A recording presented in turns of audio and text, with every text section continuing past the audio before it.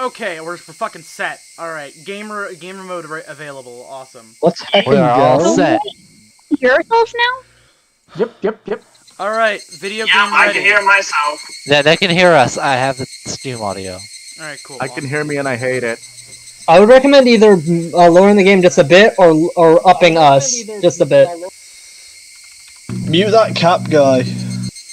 Do you want me to lower? You want me to lower the fucking what audio? What Either raise us or lower the game. I think I have everything set at max, so I guess I'll lower the game. Just by a tiny nudge. tiny nudge. Yeah, I think we're already kind of. I think we're already kind of going over it a bit. Alright, cool. Hi! Hello, everyone. This is, the most painful 15 minutes of my life. We are a group of friends who like to do voice acting, essentially. Kind of. We're amateur voiceover people. This is, we started out with Higurashi, like the first one. Yeah. We started out the first episode of Higurashi. We've kind of been moving through them for the most part, and we wanted to speak. We were debating with the idea of streaming for the most of it, and now, yeah. I guess we're just kind of streaming the last fucking part before we do Umineko, because we're doing Umineko next.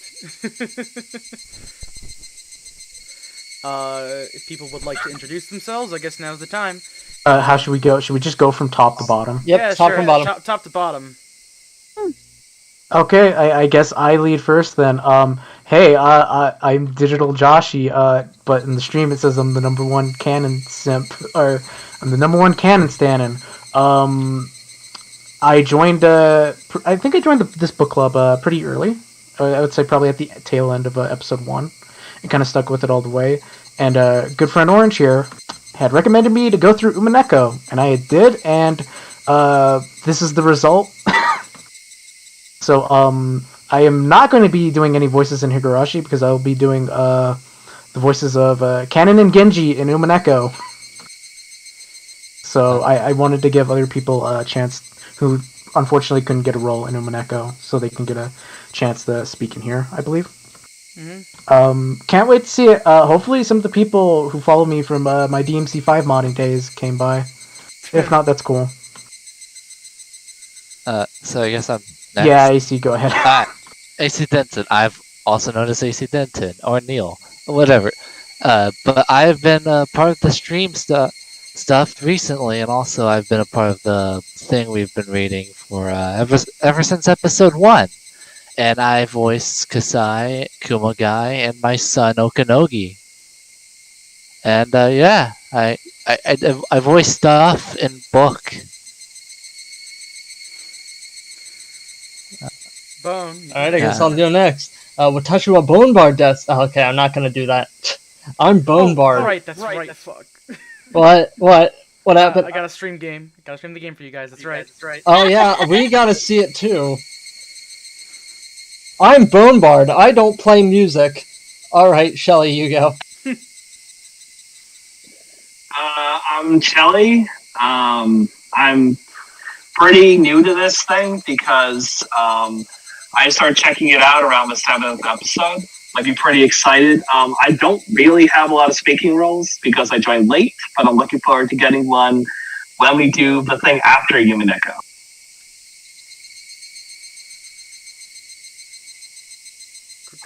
That'll do. Crimson? You gotta go, Crimson? Oh, hi there. I actually know about Higurashi for the longest time, but I actually joined around episode 2, mostly because I was curious. Also, I just got a new laptop. I'm basically not going to be in any of the other, voicing casts right now, maybe for random characters, but I hope in the future there might be future roles for me. Mm-hmm. That's pretty much what I can say right now. I also have a Twitter, but that's besides the point. Yeah. My video feed isn't coming through. I can't see anything. It's just the 2 little loading boxes for Discord. Just give it a second, I guess. I don't know. I don't know. Maybe but it is your restarting turn to go up next, Con. Right. 私はコネクリユガミネです。では、よろしくお願いします。 In English, please. You stole my bit. She was Oh yeah, that was funny. The viewers can't understand the moon But rules. she did it way better. Watashi wa hamburger desu. Hamburger. Oishi! Kaso? It's fine, Colin. No, it's fine. Go No, ahead. Colin, It's don't fine, do Joe. that. It's fine. Just please, can you say it in English? Sorry, I default in Japanese when I get embarrassed. Oh, you're fine. Oh no, it was cool. Just like every Japanese heroine. I love heroin. Sonic Ryugamine. I guess it's sort of my fault that the book club started. Because originally, I based this off of a bet that the Scott Pilgrim video game wouldn't get... I remember back about a year or so ago when I said that Scott Pilgrim video game wasn't going to be released on consoles. Oh my god, yeah. Yeah, yeah. Based on Then in entire that bet. one thing... Really? I did not know that. Yes, it is. Oh my god, that was a year ago. Started. Holy shit. Oh. You feel old yet? And I it feel turned like out I'm dying that slowly, Scott but Pilgrim yeah. did get re-released on the console. And I just said, fuck it. So then I said, I'll just go ahead and read the first chapter of Higurashi since it's free on Steam. Well, I think what actually happened was you said that I just kept yelling Higurashi Umineko, Higurashi Umineko, Higurashi Umineko. Oh yeah. Then I just went with your suggestion, and then bam, read almost the entirety of the first chapter on my own, and then we all just kind of started taking turns reading the dialogue.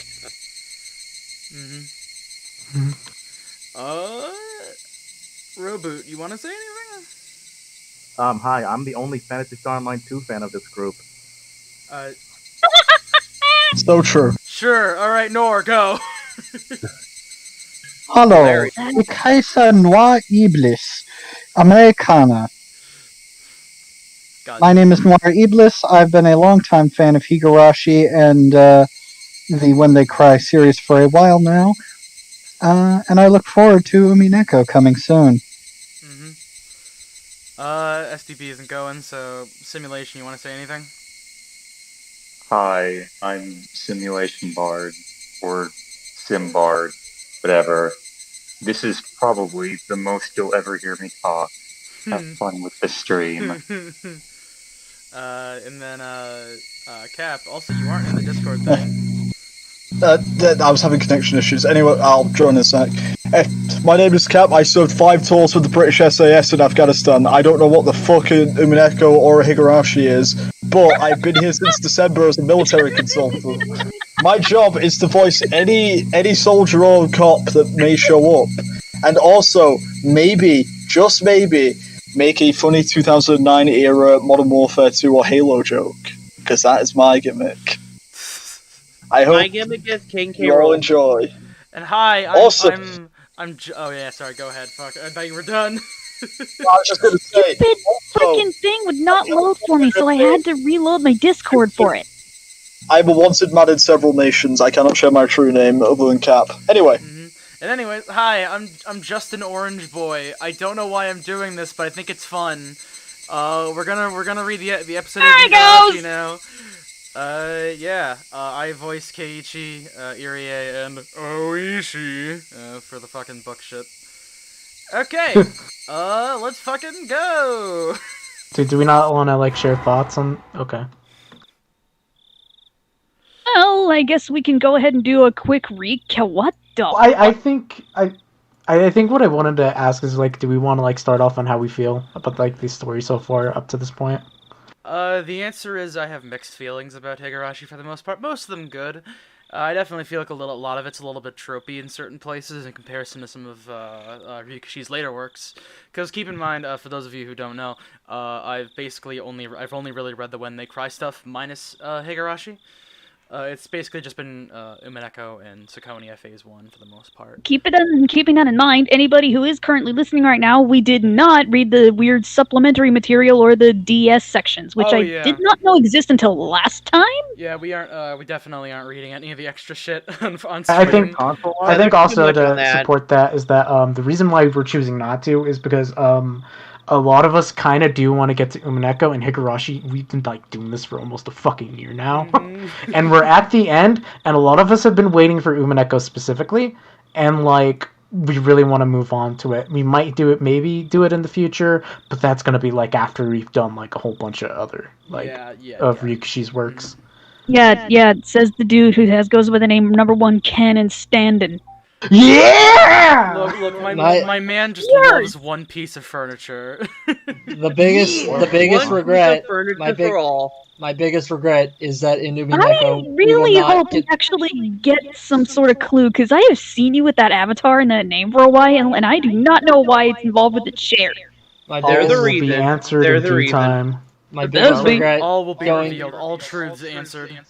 My biggest regret going into Inumi Neko will be Robo. Please let me talk. Sorry. I love you, Robo, but yes. My biggest regret will be that in Inumi Neko we will not get to see Oishi's continuation of his crusade against chapped lips.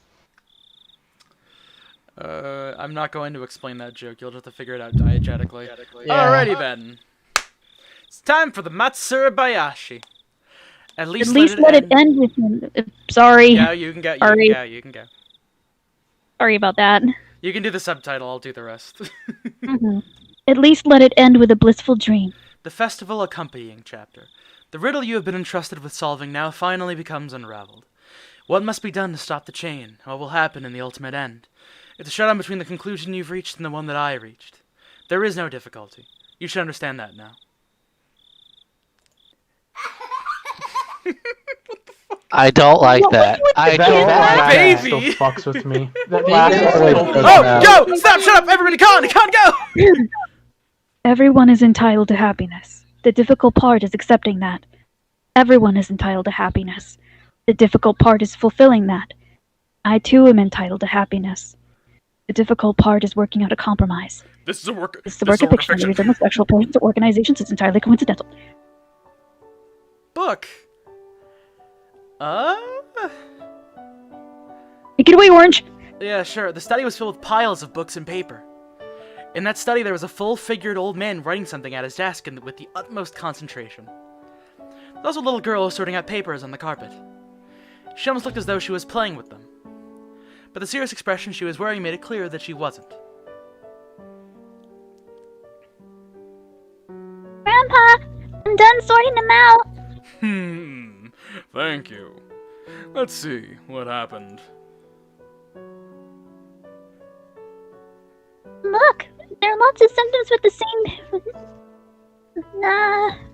Fuck! Go, it's fine. That's fine.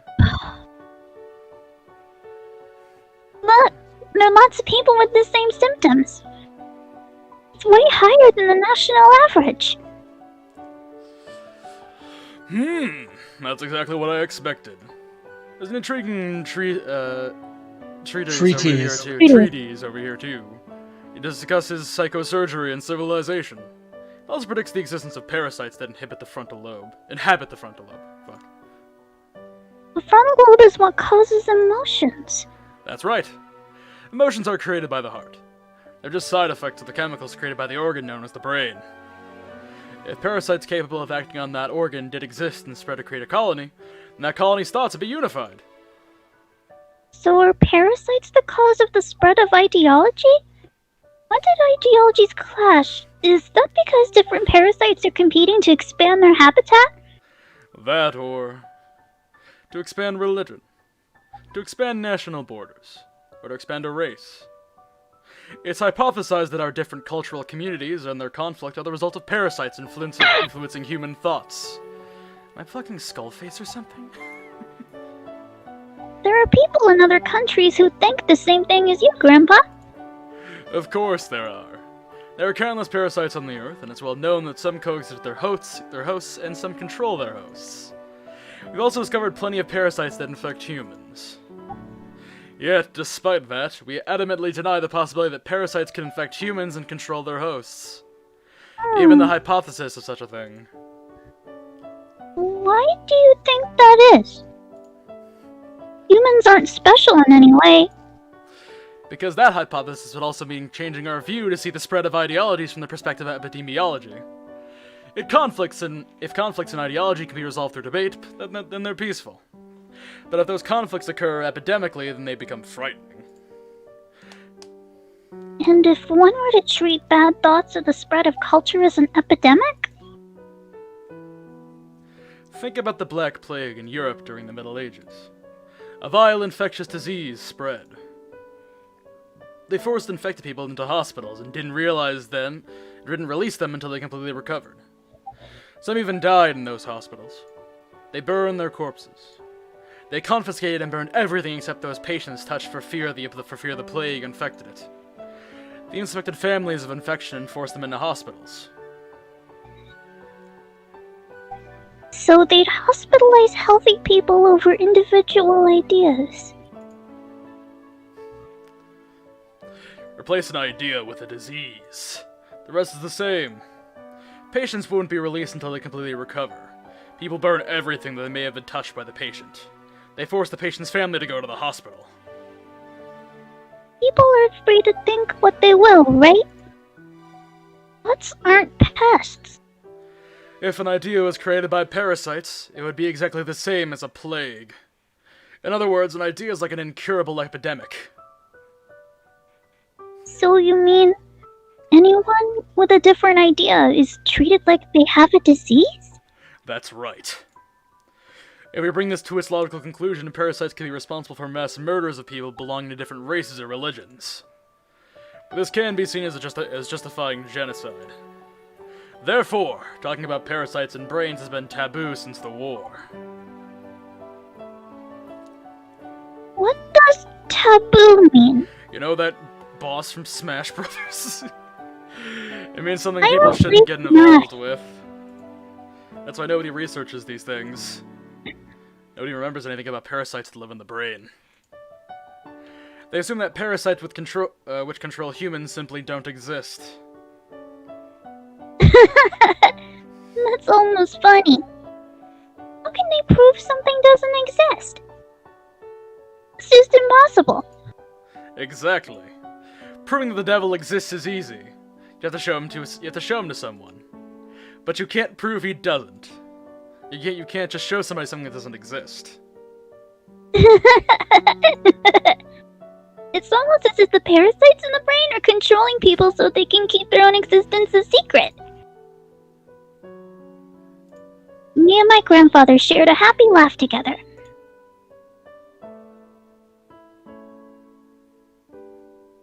Humans are simply another animal in this natural world. You might be at the top of the food chain, but it's foolish to think that we are superior to others. Humans can be controlled by parasites. Just because the existence of such parasites hasn't been proven doesn't mean they don't exist. They exist. I know they do. That's happened before in the scientific world, right? That's right. Not all scientists are recognized for their work while they're alive.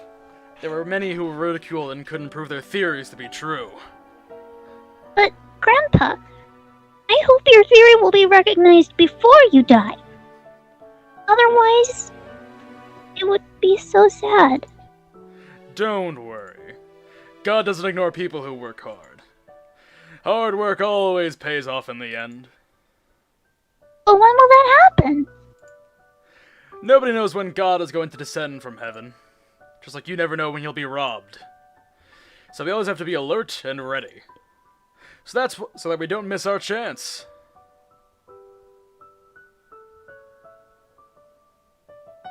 That was something my grandfather said all the time. Nobody knows when efforts will bear fruit. But it will happen one day. That's why you must always work hard, so you have no regrets when the time comes. Your efforts will bear fruit someday. That's what he meant. Oh fuck, you can see my fucking cursor. Is it going to happen before you die? Even though there were so many scientists whose work weren't recognized while they were alive? That was such a cruel thing to say. But I didn't mean it to be cruel. I had seen how hard my grandfather had been working, and I also knew he wouldn't live forever. I just wanted his work to gain recognition before he died. Do you know of the resurrection of Jesus Christ? Yeah. He was crucified and resurrected after 3 days, which is bullshit. You told me about it. How do you think Jesus was resurrected? Frankenstein? He had a chug jug, you see. We had a number 1 victory royale. Please, sorry. fucking no. Sorry. It had happened. He Fortnite sorry danced about out of the grave. I'm going to play my We could- favorite game now, Miyoko. We could be Fortnite pro Battle Fortnite Royale. gamers. AC is Victory drilled. number 1 Royale. We're AC going to forever we're drilled, going to wiped out Tilted Tomato Towers. Takano has the Lance of Longinus. You need to take her to Moisty Mire, but not Loot Lake. This is gonna age horribly. Rika, It we're already going has. to Tilted Towers. It's Open the only way Gangnam we can Style. change fate. All right, Let's go. all right. Come on. Didn't he just get up as if he was waking up in the morning? He was buried after his execution, so his body was in the ground. Did he break open the tombstone and crawl out like a zombie? No. That wouldn't be called a resurrection. The sinners who killed Jesus imagined exactly the same thing. Jesus predicted just before he was executed that he would come back to life after 3 days. The sinners buried Jesus, sealed his tomb, and posted guards to watch over it. But what Jesus meant wasn't that he would resurrect physically. He meant his teachings would be resurrected. After 3 days, Jesus' teachings were resurrected, and people regained their belief. The hearts of those who wanted to be shown the proper way revived his teachings. That's what the resurrection of Jesus is all about. He came back to life in the hearts of his believers. Jesus doesn't exist physically on this earth, but he exists in people's hearts. In other words, that's when Jesus became an existence superior to humans. Even if it's after the author's death, as long as his work receives a fair evaluation, it will live again as a great achievement. Even if my body is gone by then, my life will return and receive recognition. Does that mean you'll become a god? Just like Jesus did? Indeed. My research will be recognized for what it is someday. That's when I will become a god. That's why I'm not in a rush to achieve that recognition. I don't know when that day will come. God doesn't even know that either. But the day will come. That's why I need to continue to work as hard as I can.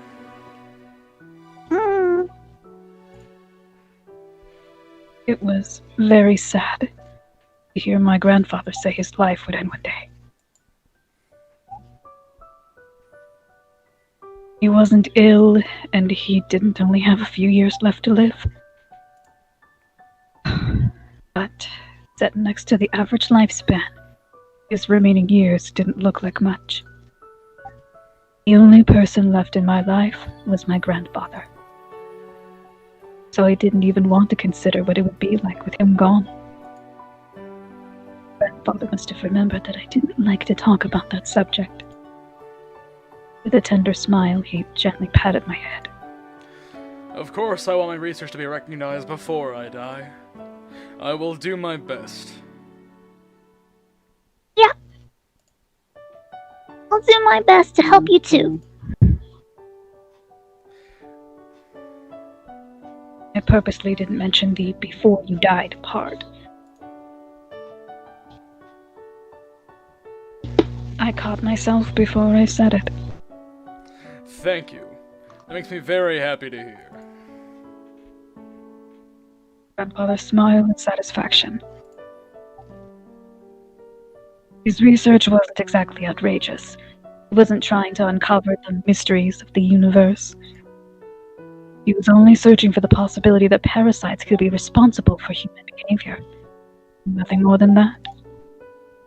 Nothing outrageous. It really wasn't a wild idea. It even had some leads. In Sama village, Shishibune City, redacted prefecture. Villagers there are possessed by a powerful homesickness. When they are unable to return, they allegedly behave abnormally as if they are cursed.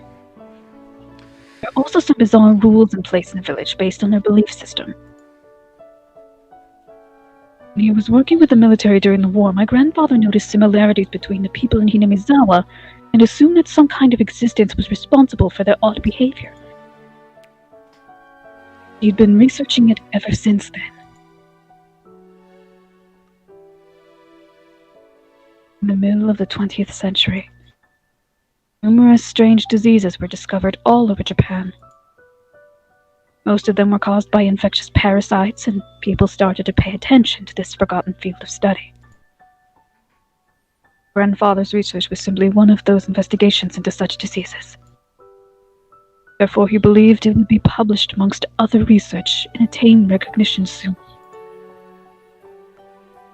But if his research didn't bear fruit before his death, I wanted to continue it.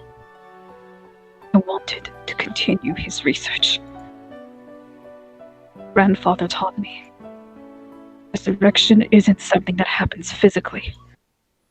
It's when your life's work is appreciated. That's what he meant by resurrection. That's when he'll become a god. So when my grandfather dies, he'll still be with me forever.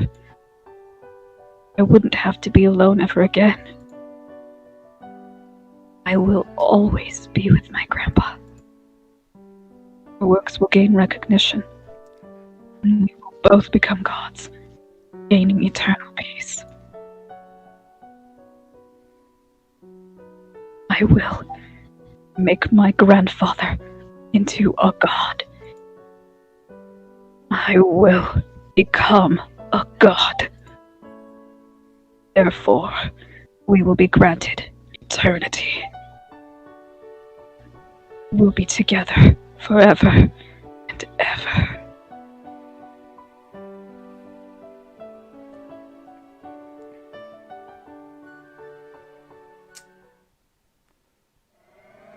What?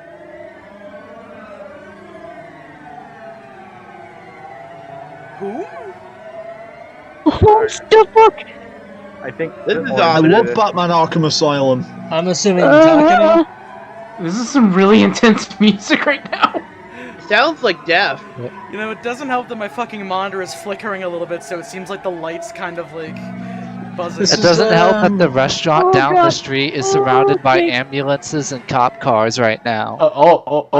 First, Fucking- That's Gary Wing, Arkham Asylum, where you fight the lunatics. I Yeah, was this looking is at the some kind of key. scene that would just have like a droning voice saying "kill, kill, kill." I was looking You know at what? the key on a keychain. I'm just imagining that. I just realized something. We didn't introduce SDB. SDB did not want to. This SDB wanted to be. Yeah, Yeah, we skipped just- over him. He's To the- the to the mysterious chat, character who will appear he's the later. mysterious man. Smiling character in our group.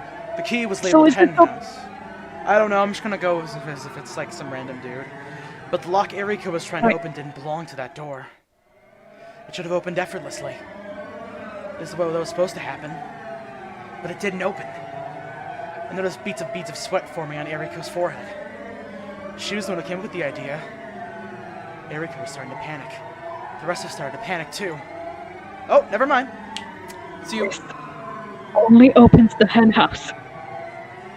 Let's stop. Let's go back.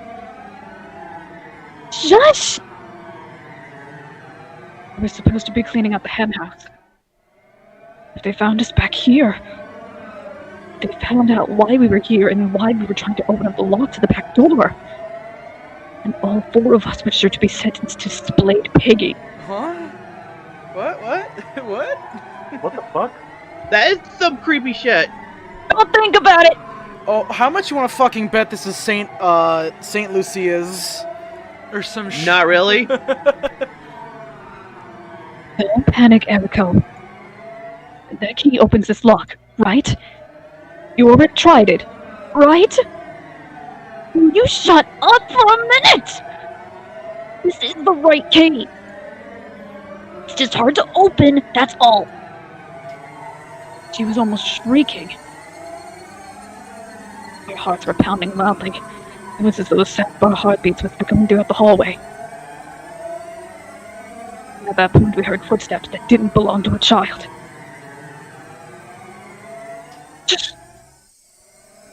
Somebody's coming. The three of us held our breath, but Eriko didn't hear it. She kept fussing with the lock and the key.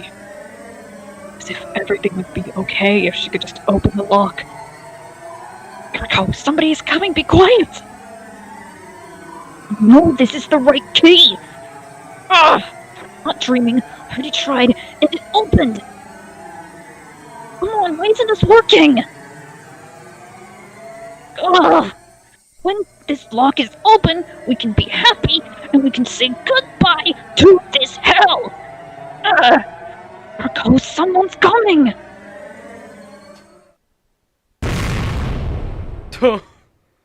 Yeah? The transmission! Jesus Christ! Right out of the blue! Jesus. Oh my god! Yeah, Okay, this is epic. Grandma. You're just smack right in the fucking beginning, Christ! I think this might still be Miyoko. You think? Or the other character? It's probably Miyoko. Fuck, fine. Oh my god.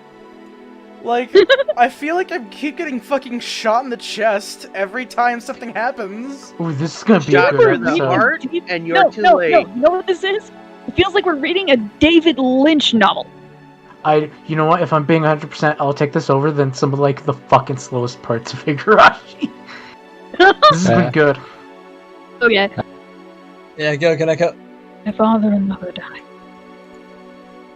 I don't know exactly how old they were. I was too young to remember. They went shopping without me, and that must be why they were punished. It was a train accident. What a terrible disaster. A lot of people died in that accident. Oh fuck, did not mean to press that. This will fucking pop up. Okay, there we go. But maybe my father was one of the lucky ones. He was still alive when he arrived at the hospital, so he was able to share his final words with me. My mother died instantly. Daddy! Daddy! Daddy! Daddy! Daddy! Daddy! I didn't want to admit that this person I could hardly recognize was my father. As I called out to him, I hoped that it was someone else instead. But, unfortunately, it was my father. Maybe I shouldn't have woken him, because when I woke him up, he was reminded of the miserable agony that he had forgotten. Oh! Oh! Daddy!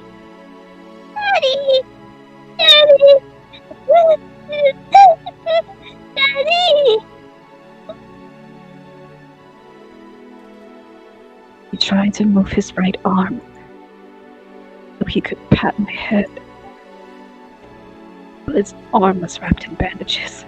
His hand was no longer there. I couldn't find his hand anywhere on the bed. I only had scary memories of his right hand. His main job was to slap me when I did something bad. This really is Metal Gear Solid Phantom Pain. But I never wished it to be gone. Besides, the hand also patted my head, even though that had only happened a few times. It was a big, warm hand, and it stroked my head very gently. No matter what good deeds I did, I could no longer rub my head. No, his hand was the least of his worries. had to go into emergency surgery. The doctors already warned me that the chance of him surviving was very low. That was why I was allowed to see him regardless of his condition. Not only could he no longer rub my head, he might be gone forever.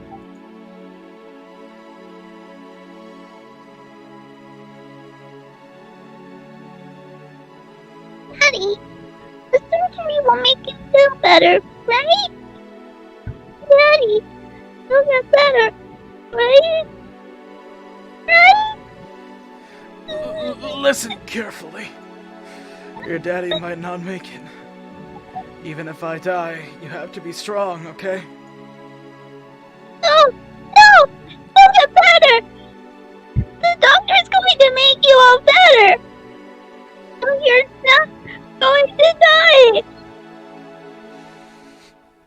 Was a stubborn and old-fashioned father. He believed endurance was a virtue and he never complained about anything. That was why I couldn't believe he actually said he might not make it. I tried desperately to deny his words, but even that wish wouldn't prolong his life. My father, his time was limited, tried to tell me some important things, but I interrupted his efforts like crying like a baby. I just wanted him to slap me. Just like he used to every time I cried like a baby. But he would never slap me again. Listen well. Your mother and I both lost all of our family in the war. So, after I'm dead, there won't be anyone left to take care of you. He didn't need to tell me that. My parents used to tell me that all the time, so I was aware of that fact. In other words, my father was the only relative I had left in this entire world.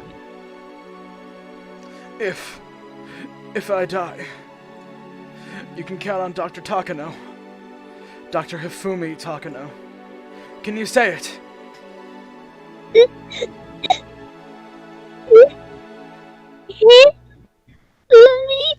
Takano. That's right. Dr. Hifumi Takano. He is my former teacher. He will help you. Daddy! Daddy! Daddy! Daddy! Many doctors came into the room in a hurry. He wanted to tell me something else, but the doctor stopped him from talking, so I wasn't able to hear him. I was kicked out of the room. I didn't know what to do. Nobody told me how my father was doing when the surgery was going to start. And nobody told me that was going to be the last conversation I ever had with my father.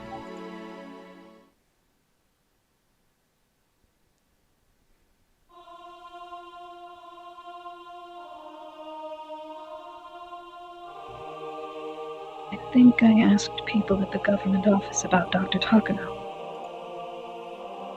They'd asked me if I knew his phone number. I said I didn't.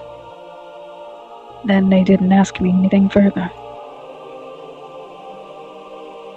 Sometimes they told me they'd look into it, but nothing led to anything.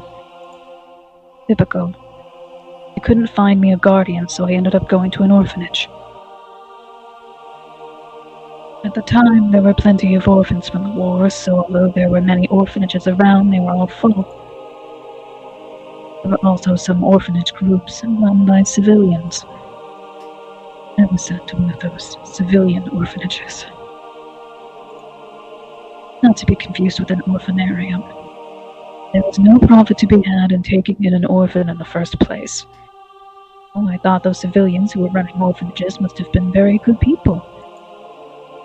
I was sure they hoped children would grow in this loving environment and enter into society with a sense of gratitude. When reality isn't so kind. I don't many children in this world can actually express their gratitude towards their parents in the first place? Children are supposed to be nurtured by their parents' love. Therefore, when that environment is destroyed, their hearts are wounded. Every child has his or her own personality. Receiving affection doesn't guarantee that a child will become someone angelic. Not everyone's heart can be healed. That was why there were some problem kids at the orphanage. Maybe I shouldn't call them problem kids, though. Sadness and despair of losing their parents, and the anger at having to hide such feelings filled those kids' hearts. Spending time individually with the children could have solved their problems. At the orphanage where I was, none of the staff members even tried to spend time with them or put in an effort to understand them. All they could do was make sure that the kids followed the rules. Therefore, they could only see the children's emotional pleas for help, problems. In this world, nobody expresses love without expecting something in return. The person who founded that orphanage was expecting something in return as well. He wanted the children to appreciate him. That was why such a faint dream was destroyed by a cruel reality. Children called the orphanage a prison, and nobody appreciated the staff at all. In fact, all they did was complain. That made the staff slowly realize that love alone couldn't run a facility like that. Just like how the children called it a prison, staff started to recognize the facility as a prison too. It was a chain reaction resulting from mistrust on both sides. The staff bound the children with rules so they could suppress problem behavior. There was a framed picture of the founder of this orphanage, but I had never seen him in person. Was he satisfied with the fact that he put his own money to this social service? Or maybe he finally realized his dream of being surrounded by angelic children and being celebrated for what he did was simply that, dream. I don't know. There's one thing certain of. Such a dream didn't exist at the orphanage. There were so many rules, and several plausible standards outlined for us. The most valued one was silence. Children's chatter tends to increase each other's volume, just like mics drawing closer. And sometimes that leads to fights and disturbance of order. Children were forbidden from speaking with each other. Those disallowed, they must have thought things would go smoothly. However, I think I always heard people's voices at the orphanage. There were two kinds of voices. One was the staff yelling, and the other was the children crying. We were not allowed to walk around outside of the orphanage freely, so we never knew who it was that was crying. One time, along with the crying and yelling, we heard the noise of metallic things being smashed against each other. We knew it was some kind of punishment, but there was no way for us to even imagine what it was. We trembled, pretended we didn't hear anything, and kept working on our assignments. One of my roommates told me it was the casket punishment. She didn't tell me any further, and I didn't want to know either. Even if we behaved exactly the same way as yesterday, if the staff were in a bad mood, they might pick on us.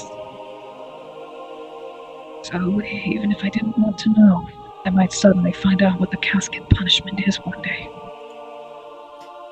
The footsteps of a staff member were getting closer. We noticed them, so we straightened our backs and pretended we were studying. It was more important Staff saw us doing so, and us actually getting any work done. I noticed the girl next to me was falling asleep, so I poked her with my elbow. She noticed my signal and straightened her back like the other children. It was almost evening. This was the hardest time for us to keep ourselves awake, and the most dangerous time. The door to our room opened, and a mean-looking man showed up. Then he looked around to make sure none of us were falling asleep. Even if we were actually studying hard, if he thought we were asleep, we were out. That was why we had to make sure we appeared to be studying very hard. The man walked around our desks. I hoped he would just walk by me. That was what we all prayed, as we kept working on our homework. The more we pretended to study hard, the more we could hear the sound of metal objects. The sound of metal objects crashing into each other, along with screams. We couldn't even imagine what the poor subject of that punishment was going through. Maybe there was something even worse than the casket punishment. To erase such fears, we tried to concentrate even harder on our work. We kept working. As the metal sounds and the screams went on forever. What kind of torture house is this? That was Silent Hill? shit. I feel like I'm getting like I'm so used to like the opening of every fucking episode being like goofy fun hijinks and like oh my Or We're getting the hard torture. I feel like I'm having No a time fucking for horny I'm imagining like a Silent Hill-esque like sanitarium where there's fucking like banging and crying and somebody in the distance going, "Please, someone help me!" Like the fucking I'm getting that level vibe. from No. Demon Souls. Going from the anime, you're not far off. Oh my god. Also, Remember, or like the guy who created this was a you social go up to worker. like a fucking thing and all you just hear from the distance someone going, Like, I'm imagining this is gonna cut to the fucking opening. I'm imagining this is gonna cut to the fucking opening of Dead Space 2. Dude, I would love that! You're Mio fucking- Takano, right? fucking Somebody just go ahead and start it's playing just Twinkle her. Twinkle Little Star, and then Takano comes out of fucking Cross your nowhere. heart and hope to die. Yeah, Kakano just comes, her face opens up like a parasite and goes, Shiro-sama. But this proves that I can fix her. Oh, Joshi, no. Joshi, you can't do that. What do you do? I'm just imagining I can digital. fix it. I'm just imagining digital going. No, I it was like, do So Josh, this is I want to know. Josh, This is a bit that I am cooking up, and I It's cannot not for reveal me. where it goes. Also, can we all agree that nobody It's wants the to way find of out what life. the exact punishment is? Yeah, I don't want to know what the fucking crazy, wacky punishment is. I'm sure it's not great. What the Oh my god. compared to that, Splatty Frog may actually be better. Oh my god. Splatty Pig. Splatty Pig, thank you, sorry. Alright. Yes, the fucking hospital looks like Verrucht. Jesus Christ. Funny enough, Okay. I didn't go there. I went to the. I went. Alright, Yeah, okay, AC come on, posted that you earlier. can go back to describing all the horrible things Takano went through. Alright. Only time we were ever allowed to exchange words with our roommates was right after turning the lights off to go to bed. Being located in the middle of the mountains, the orphanage was very quiet at night. After making sure the staff members were far enough from our room, we enjoyed talking amongst ourselves. That was the only leisure time allowed to us. Though it wasn't anything nice, like enjoying pleasant conversation. Why? Because we mostly talked about others behind their backs. We spoke of things like that member of staff is only strict or unfair or malicious towards this person, so on. We just repeated those topics forever until someone couldn't keep themselves awake anymore. We even discussed how we could get back at the staff. And we took revenge on all of them in our imagination. Some kids even started to cry when talking about it, difficult as it was for us. Although the subjects we spoke of were negative, talking about them was the only way to vent our frustration. And even though we felt disrepair and despair about tomorrow, we were able to fall asleep. But sometimes, a different subject popped up. It was about Higurashi House of Love and Mercy on the other side of the river. Yeah. Over there, here they get not only nap time, but snack time too. Plus, their president is a very nice person. The House of Love and Mercy was a privately run orphanage, just like the one I was at. It was a very kind facility, unlike ours. It seemed like a fantasy land compared to our current environment. A few years before, when this place was a lot worse, a few children tried to escape. It was hard to believe. There was a time when this orphanage was even worse to live at. Supposedly, 3 or 4 people tried to escape. I don't know the exact number, though. They headed to the House of Love and Mercy. Their escape was a success. Except for one unlucky child. They were able to get to the property of the House of Love and Mercy. I guess the staff couldn't follow them into the other orphanage's property. In other words, the other facility's property had to be out of their jurisdiction. The staff were frustrated the kids got away from them. And they dragged the one they caught back here. I'm sure they wanted to bring back the others who got away from them too. I'm certain the staff were determined not to let a single one escape. It was easy to see the determination and the obstinate. Why they locked the place up after that event. But they were never able to bring back the ones that got away.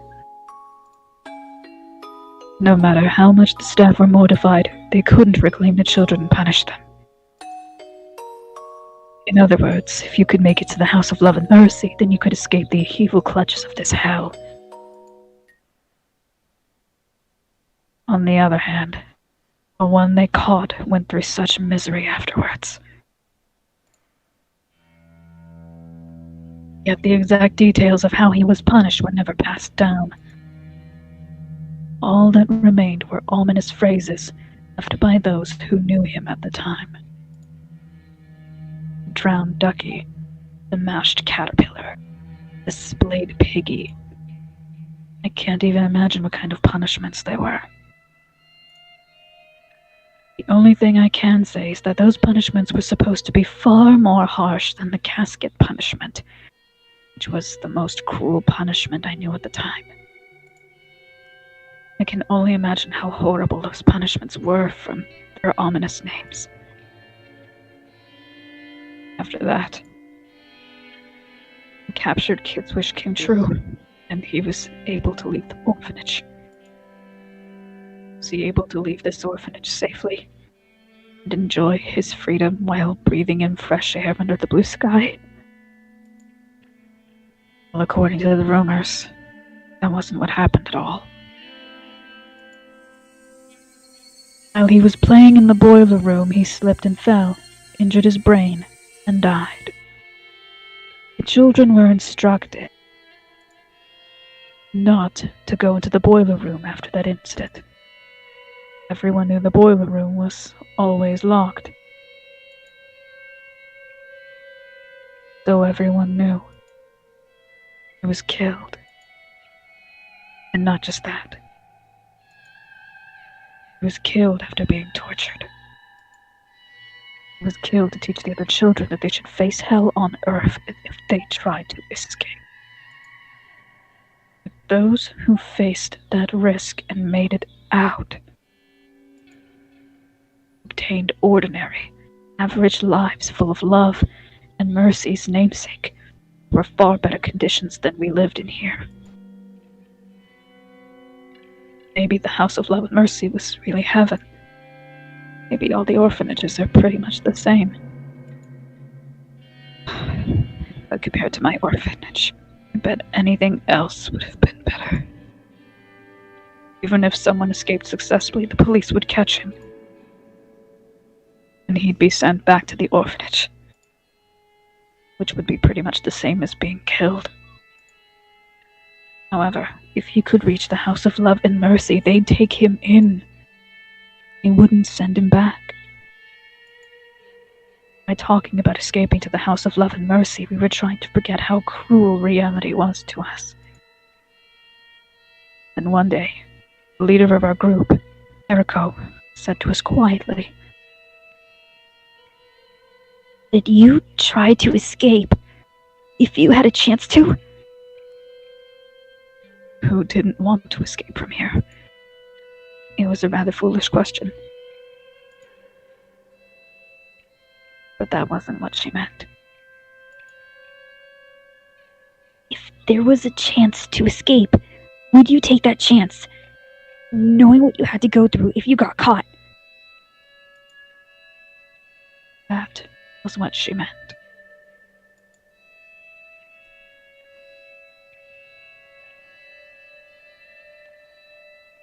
Not one of us could answer immediately. If the previous escape incident was a total success, then we might have thought differently. But after that, the orphanage had tightened up security to prevent runaways. All the doors and windows were locked heavily, and it wouldn't be easy at all to get out. Even if another group escape was planned, the success rate would be very low. 3 that escaped, and 1 was caught before. Maybe 2 would be caught next time. No, maybe everyone would be. If I could, I'd want to escape. But the House of Love and Mercy is so far away. Bridge is long too. We'll all be caught before we get there. Besides, we can't even go outside. Everything is locked up. There were locks all over the orphanage. To escape, you need a key from both the inside and the outside, and after the lights were turned off, even each section of the hallway was individually locked. Make no mistake, this was a prison. According to the rumors, orphanages receive government funding depending on the number of children they house. So if anyone escapes, they lose money. Also, if we were to expose the conditions of the orphanage, they would be inspected and things would get complicated for them. That was why they were so intent on keeping us locked up.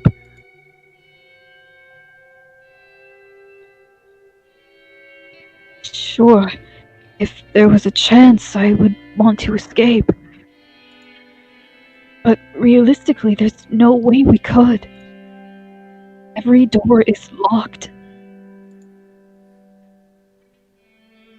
Well, did you know? The hen house in the courtyard uses the same key as the door to the back stairs. Huh? Really? Shh. Eriko shushed us. Sometimes mass-produced locks take the same key. Of course, the most places use different types of locks so that this won't happen, but the staff at the orphanage must have overlooked it. So there were 2 locks that used the same key at the orphanage. However, most of us never had a chance to even touch the keys. But there were a few exceptions. One of those was the hen house. Each room group took turns taking care of different chores. If your group was assigned to clean the hen house, you'd have to get the key to it from the teacher's office. You were supposed to return the key immediately after you were done. But while taking care of the hen house, the key was in the children's hands.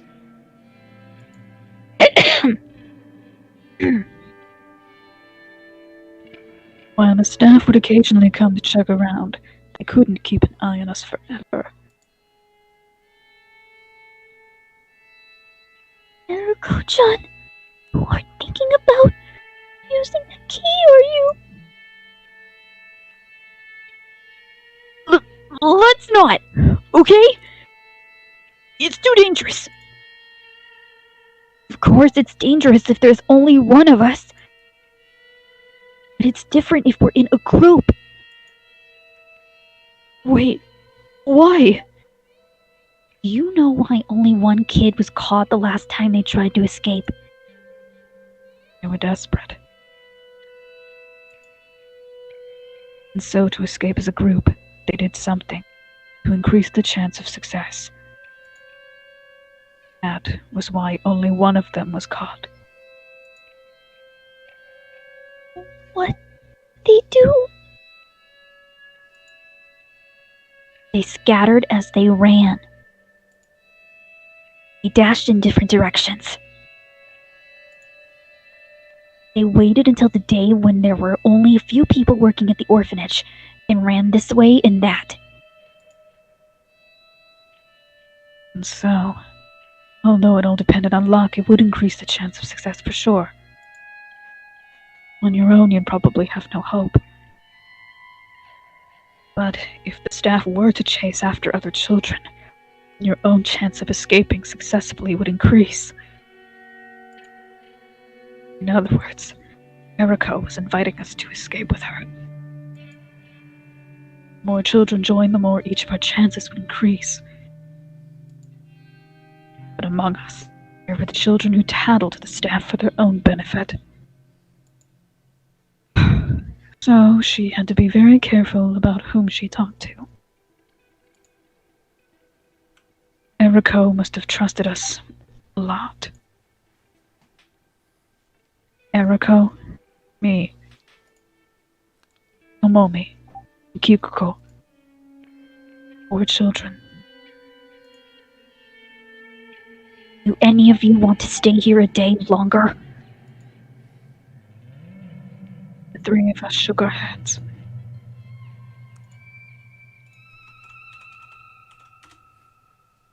At the same time, we couldn't agree to escape with her either. Of course, we don't want to stay here a day longer, or even an hour longer. Even if we did exactly the same thing as we did yesterday, we might get yelled at tomorrow. I can't stand this anymore. Can't stand living in fear of what to do and what not to do, so I won't be yelled at. We all feel the same way. We can endure strict rules, but it was almost impossible to endure vague ones. It wasn't too much of a stretch to say that the rules depended on the mood of the staff. This is okay. That isn't okay. Such borderline rules change daily. And if we were to say anything about that, we would be treated horribly for it. I will escape, even if I have to do it alone. I said, the more people that join, the better our chance. Think about it. If they find out about this henhouse key trick, they are sure to change the lock on the back door. In other words, we only have one chance. So even if you regret not joining in later, it'll be too late. But... Oh... scared too. If we get caught, we'll be killed. Worse. Omi and Kikuko were the only ones who felt afraid. Fear was perfectly understandable. Because all of a sudden, fear of the punishment that would follow had become very realistic. Sure, Eriko felt the same way too. But her courage was suppressing her fear.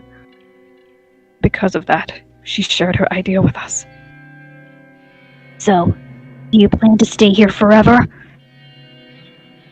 No, no, no, no way. I know you're scared. But this is the only chance we have. You have to be brave, just this once. What about you, Miyoko? Don't you want to go with me? Unlike Tomomi and Kikuo, I wasn't trembling that much. Of course, I was scared my own way, but compared to the other two, I must have appeared rather calm. Can we really escape? Of course, Eriko couldn't guarantee our success. But I had to ask her anyway. There's no guarantee. But if you join me, I'll have a better chance of escaping than trying to run on my own. Of course, the same goes for you too. Eriko gave a calculated reason, but I'm sure she just wanted a friend to agree with her. That was probably more important to her than increasing her chances to escape. Tomomi, Kikuko, if you're too scared, then I won't force you. Miyoko and I will escape ourselves. It was enough. Well, Eriko rushed the two to make them their minds. It almost looked cold, but that was her way of mustering her courage. Because it was very possible that, regardless of the outcome of our escape attempt, as our roommates, those two would be held responsible. It's not like we'll do it tomorrow. I'll return to take care of the hen houses in a week. We'll wait for the perfect time to do it. Even if we don't feel that it's safe, then we'll wait until our next turn. We'll be very careful. The rotation of the staff and the timing were important, but we also each had to know the way to the House of Love and Mercy. We were planning to split up, so we had to know the area. I made up my mind. Okay. I'm coming with you. Let's time our escape very carefully, okay? Of course. We'll be killed if we get caught. I don't want to die. I'll come too. Me too. Me too.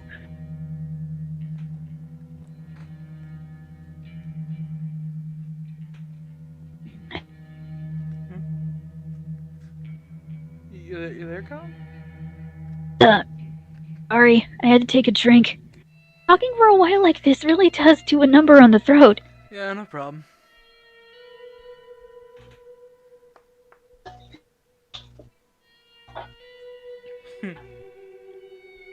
Okay. Tomomi and Kikuo agreed, and so we all decided to escape as a group. We waited for the perfect opportunity. We waited for the day where only a few staff members were at the orphanage. And we decided to let God take care of the rest. It's open! Maybe it was the way I did it. Eriko tried to open the lock several times without success, but I got it open on the first attempt. The back door opened slowly, and we felt a cool breeze. This wasn't the world of freedom just yet. In fact, it was the exact opposite. If the staff were to find out we were here, we would be in big trouble. It was a world of danger. Unless we went through that dangerous world, we wouldn't be able to go any further. Okay. Let's go.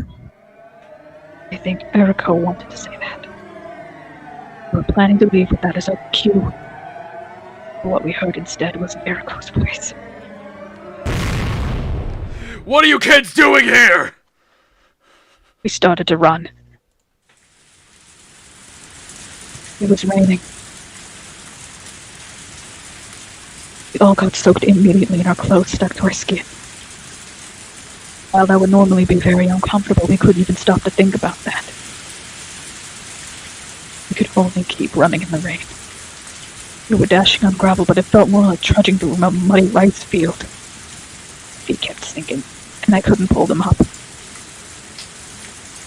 I was frustrated because no matter how fast I tried to run, I wasn't gaining any speed. I felt a sense of urgency. I heard someone yelling escape behind me, and all I could do was run like crazy. Okay, everyone, go in different directions! Come on, go! Eriko's cue, we all went in different ways, hoping they wouldn't be coming after us. We'd be able to reunite safely at the House of Love and Mercy. 4 of us there together. Someone would be missing. No, maybe. Everyone else would make it. And I'd be the only one who wasn't caught. Thoughts were interrupted by the voice of a staff member coming from behind me. Hold it! Wait! Hold it right there! Staff members should have numbered fewer than us. If I was lucky, they wouldn't be coming after me.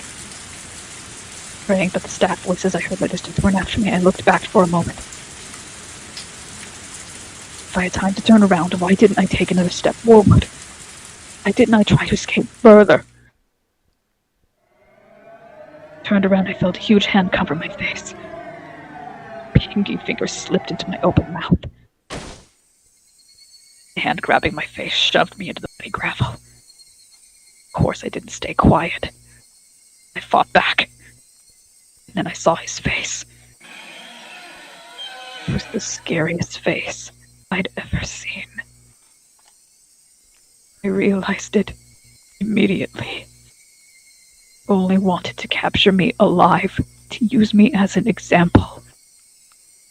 Considering what would happen to me afterwards, killing me here on the spot wouldn't pose any problems, would it? Yes. He looked at me with unworldly hate, ready to end my life here and now. His pinky finger ended up touching my tongue. The indescribably nasty taste sent an icky feeling through my whole body. Ugh. That's it! This is what my murder tastes like. He was going to shove that finger down my windpipe and suffocate me. So, in order to live, I fought back in the only way I could.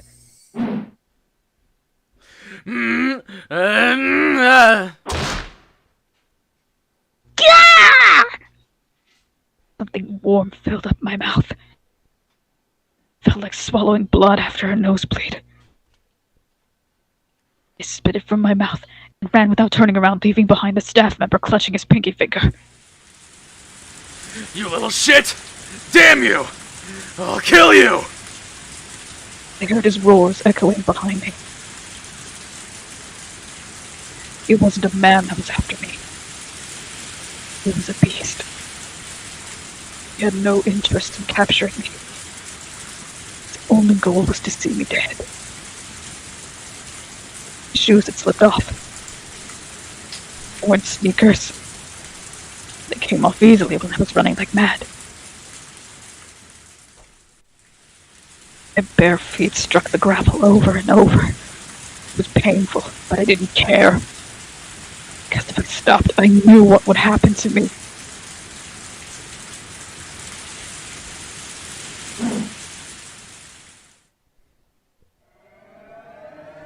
Tree branches cut my face and barbed wires scratched at my thighs. My feet and toes were bloody from running on gravel. Blood from the staff member's pinky finger dripped down my mouth. staining my chin and chest. I was running for my life. Scratches and cuts all over my body. If I ever get caught, I would be killed. My pursuer had any sense, and I would be killed after being tortured. If he didn't, I would be killed on the spot. I don't want to be killed. I don't want to be killed. Lungs and heart were about to explode. My mind was blank from fear and lack of oxygen. I was about to lose consciousness. I might have given in if I didn't hear the voice of the staff member coming after me. My knees were shaking. My legs wouldn't move properly. I felt like I was going to fall like a puppet with its strings cut. I couldn't fall. I couldn't fall just yet. It was too late. My face had hit the gravel. Felt the awful sensation of falling. Immediately after, the roar of the beast coming from behind me. Damn you.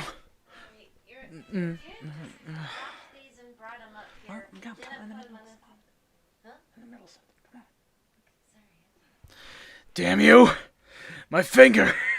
My finger!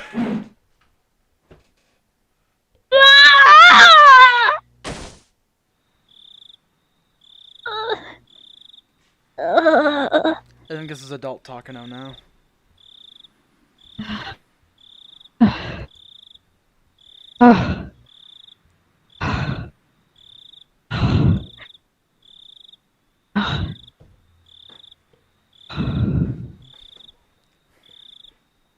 Must have hit my thigh against the steering wheel when I jumped in. I can feel the throbbing pain. Laid slightly. Sweating all over. I wiped the sweat off my forehead and put my hand on my chest, only then realizing how fast my heart was beating. I rubbed my thigh. I rubbed in a straight line. It's not where I hit the steering wheel. I feel like this is where it hurts. I can't see a scary beast in the moonlit car. I have my shoes on, and I'm not covered in blood. My toes are fine too. Someone knocked on my window, startling me.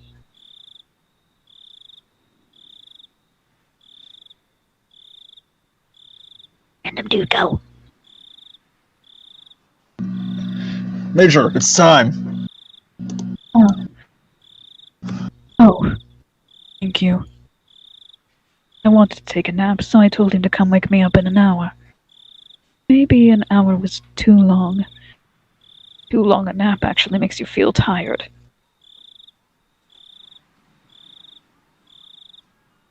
I put my seat back up and got out of the car. Cool breeze feels good on my skin. I only see the moon. There's nothing else to see on this mountain trail. My car and a command vehicle disguised as a trailer are parked on the side of the street. I can still feel that bad taste in my mouth. I spat it out on the side of the street. But even that couldn't get rid of it. The taste of blood, saliva, and rain. Sweat from my forehead and raindrops got in my mouth, but I couldn't swallow, so I ended up drooling. Disgusting. Sensation around my lips brought back memories. I tried to wipe my mouth.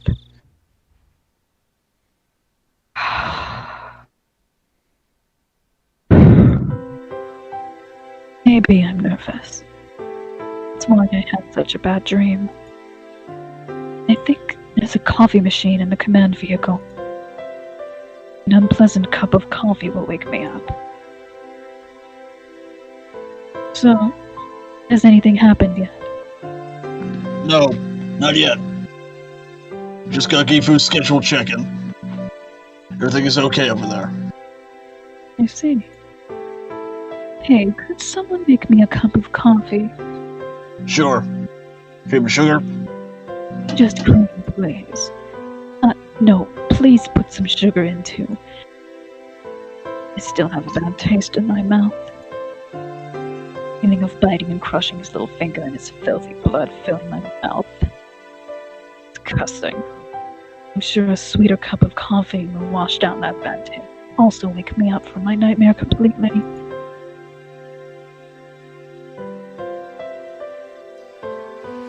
Whew. Damn. Christ. Fucking intense. So I dark.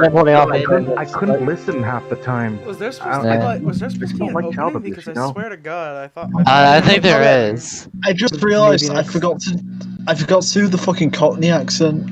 Also, one thing I will say, I feel like opening would have not been great tone-wise for after that. We have no Quick tips! question. That's a new background demon. That's a new fucking I yanked background. out the jack on my other mic. How does this one sound? You sound fine. Sounds great. Because the other one I think is jacked now. Okay. But yeah, Well, no, your mic is fine. So I'm gonna take a short break. You guys are free to talk amongst Yes, I can get water now. Man, I am glad No, no, Okanogi we did get not the jug show already. up because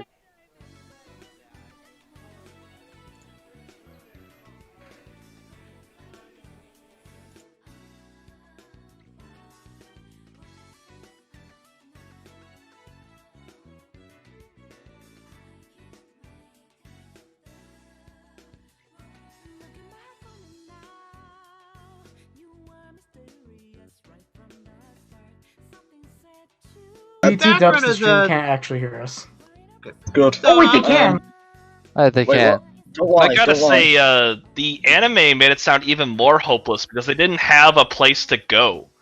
Like they just said, "We gotta escape," but there was nowhere to go. Like at least the kids had a location in this one. I hear that in the anime they actually toned down some stuff from this particular part, and that's all I know. It was fucking rough in the anime, so I'm kind of nervous. Yeah, it is rough there. Yeah, with a torture that then has the name of Splatty, Blade Piggy. Blade Blade Piggy. Piggy. You really think that they wouldn't tone it down? I have found out what the punishments are, but I think that there will be a return Round- to the orphanage, a round 2 to the flashback, but I will post them when available. But no, Con, it's just Maybe not, because I honestly don't want to know what Round Ducky is. I'll put spoilers on it. Send me the reason I'm upset over not doing the Cockney voice is because that's how I personally differentiate those guys from the SDF guys. I do the gravelly American soldier man for the SDF, and I do the Cockney voice for the Mountain Dogs. I mean, like, I still think you did a good job. No, I'm not saying it was a bad job. I'm saying I did the wrong voice. Yeah. The big bad. Nobody here was expecting sympathy from the big bad. I was. Nope. Okay, well, he was. Oh, I was gonna explain that basically Japan has this weird history with orphanages, and it's not a really good, nice history about that. Even other countries' orphanages is better than Japanese orphanage. Oh, So you're saying this isn't much of an exaggeration? No, this is not. This is probably the norm back in the day. And it still is in Dang, some I instances. keep forgetting that Ryukishi was a social worker. Yeah. Yep. I keep It's forgetting. still a problem in Japan right now. You can't even adopt anyone in Japan. So what? Do they just Wait? Why can't you? It's so true.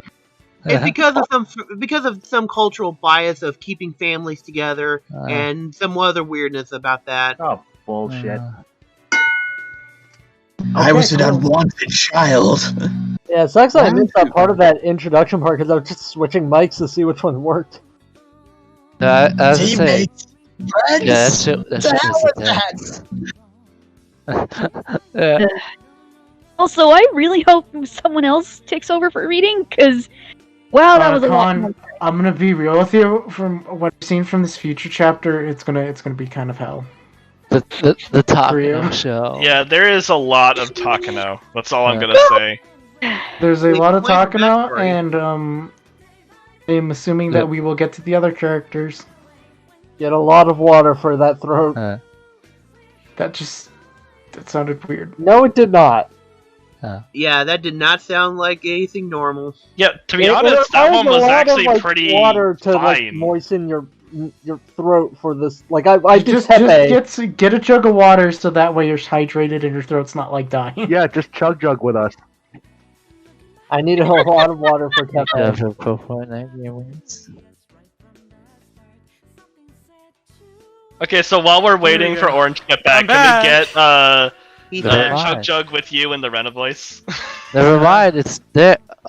No, we are not chug-jugging with anybody. We are not chug-jugging, and Damn she has it. drilled that song into my fucking head enough. We got a #1 victory, Royale. God! Yeah, Yeah, Fortnite. Get down, 10 kills on the board right now. Just like that tomato. My friend just got down. I revived him. Now we're heading down. Now we're in the park street. Look at the map. Get to the mark sheet. Take me to your Xbox today. You can take me to Mr. Myers, but not Lily. Welcome. I hope you're friends with unforgettable lunch. We can be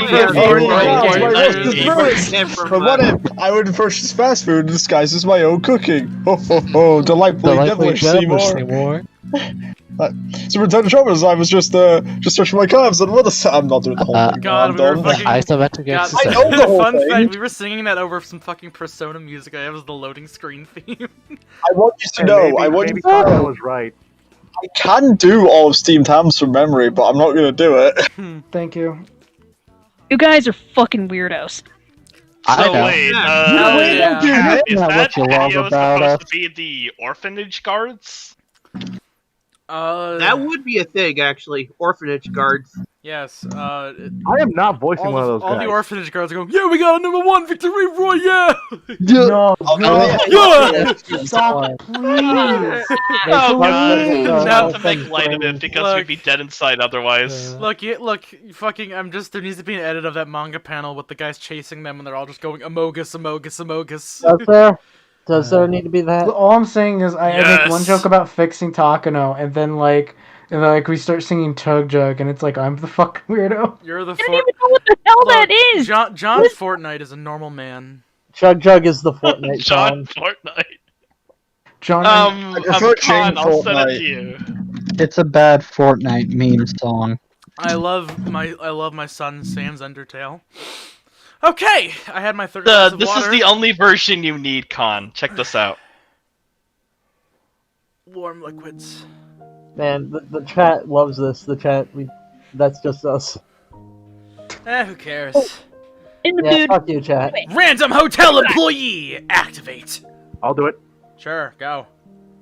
Banquet to back end. Over. One more speaker than the toast starts. Are you ready? Other staff. This is the back end. right We're here. no, you Bone can go, bone go. I can go. This is the back end. We're ready. We can't hear anything from inside, so please give us a cue when the speech is wrapping up. Listen up. 10 bottles of beer per table. Make sure to deliver it up to your area smoothly. Young hotel workers dressed smartly in bow ties pulled bottle after bottle out of the beer cases, preparing it for the toast. They waited for their cue to serve the drinks while listening through the intercom. As a normal party, they could put bottles of beer on the table ahead of time, but if there was a lecture before the party, then they couldn't. Guests don't mind sushi going dry due to a long speech. They don't like seeing their tables give up with condensation from the bottles of beer. And more than anything, they certainly don't want to drink warm beer. That's why beer has to be served right before a toast. However, there's always a speech before a toast. And usually a long one. Especially at a big party like this, there are a lot of guests that give speeches, so it's extremely difficult to know when to serve. For that reason, the bottles end up sitting outside by the banquet room. And people end up drinking warm beer anyway. There were several dozen tables with white tablecloths on them in the banquet room. Approximately 8 people were sitting at each table, so there's at least a few hundred people in the room. The banquet room was filled with excitement. Oh, fuck. I guess it doesn't count as a video game. There are many plates with many different kinds of food on each table. A sushi platter, a sashimi platter, and a fruit platter. Also along the wall, there were cooks ready to serve fried sashimi. All the guests appeared to be well-mannered gentlemen and were clearly notable people in various different fields. The huge and beautiful chandelier above them clearly indicated that this hotel had a status good enough for these famous people. An elderly gentleman was giving a lengthy speech on the stage before making a toast. Usually, people don't like such long speeches, especially if it's before a toast. But the guests occasionally shouted, "Yes, yes!" and sometimes gave him loud applause, filling the room with their fervor. Well, maybe fervor was a pleasant way to put it. It was probably more accurate to say that their excitement was bizarre.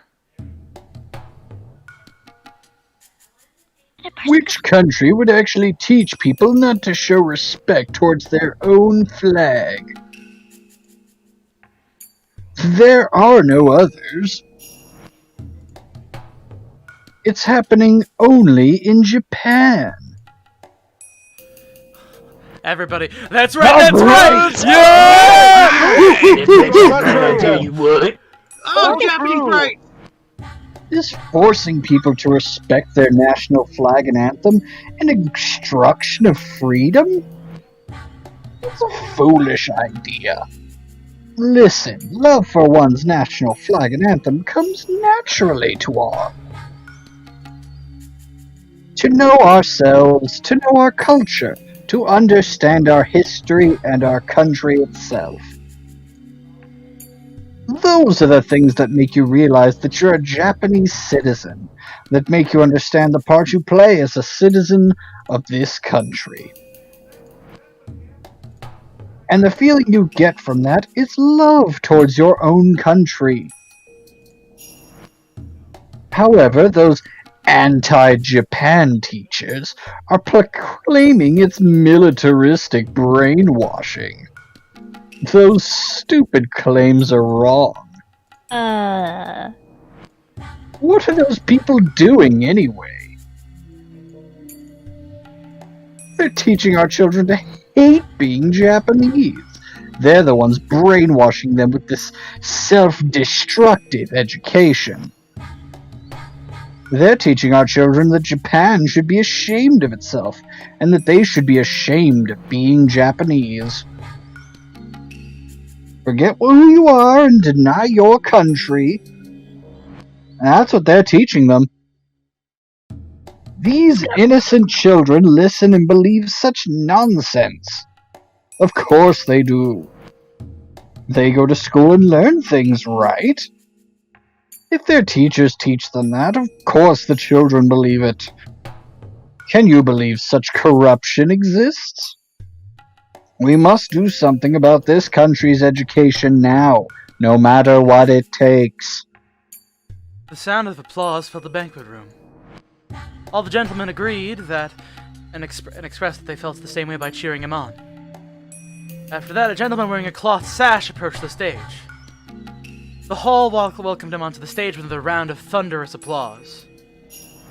A rousing theme from a popular drama series played as he took the stage, but it was entirely necessary because of the overwhelming applause. The man's sash carried his name written in large letters, along with the name of the prefecture he was running for office in. Let me introduce to you a patriot, Blank-kun. Hey, it's me, Goku! This man has served the former governor as his right-hand man as director of the office of the governor for many years, supporting the prefecture's government for a long time.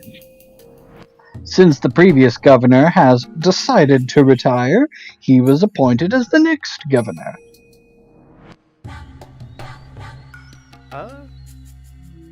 I guess, technically, alright. Unfortunately, we have those anti-Japanese teachers in our prefecture. While they proclaim freedom of education and freedom of thought, they're shamelessly forcing an anti-Japan education down our children. They don't teach real history. They teach our children that everything was Japan's fault. They don't even mention the true purpose of the Greater East Asia Co-Prosperity Sphere, or those who fought to save Asian people from Western control.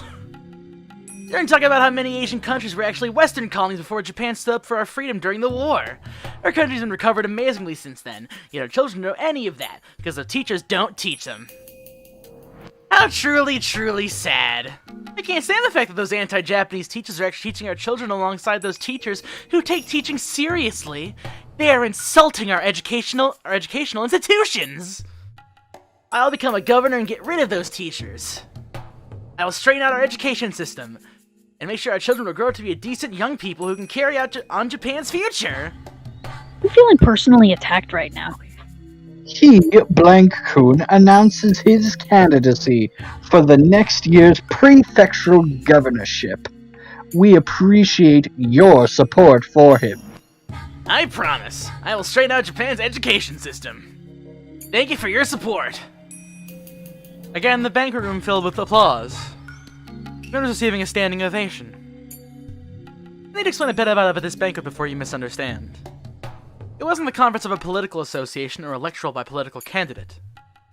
It's hard to believe, but this is nothing more than a meeting of our college's alumni association. Everything should be familiar with what those are. Whether it's elementary school, junior high school, or college. Once you graduate from one of those, you normally belong to an organization of alumni. You receive invitations for reunions when you enjoy talking about the good old days. However, there are many different types of such organizations.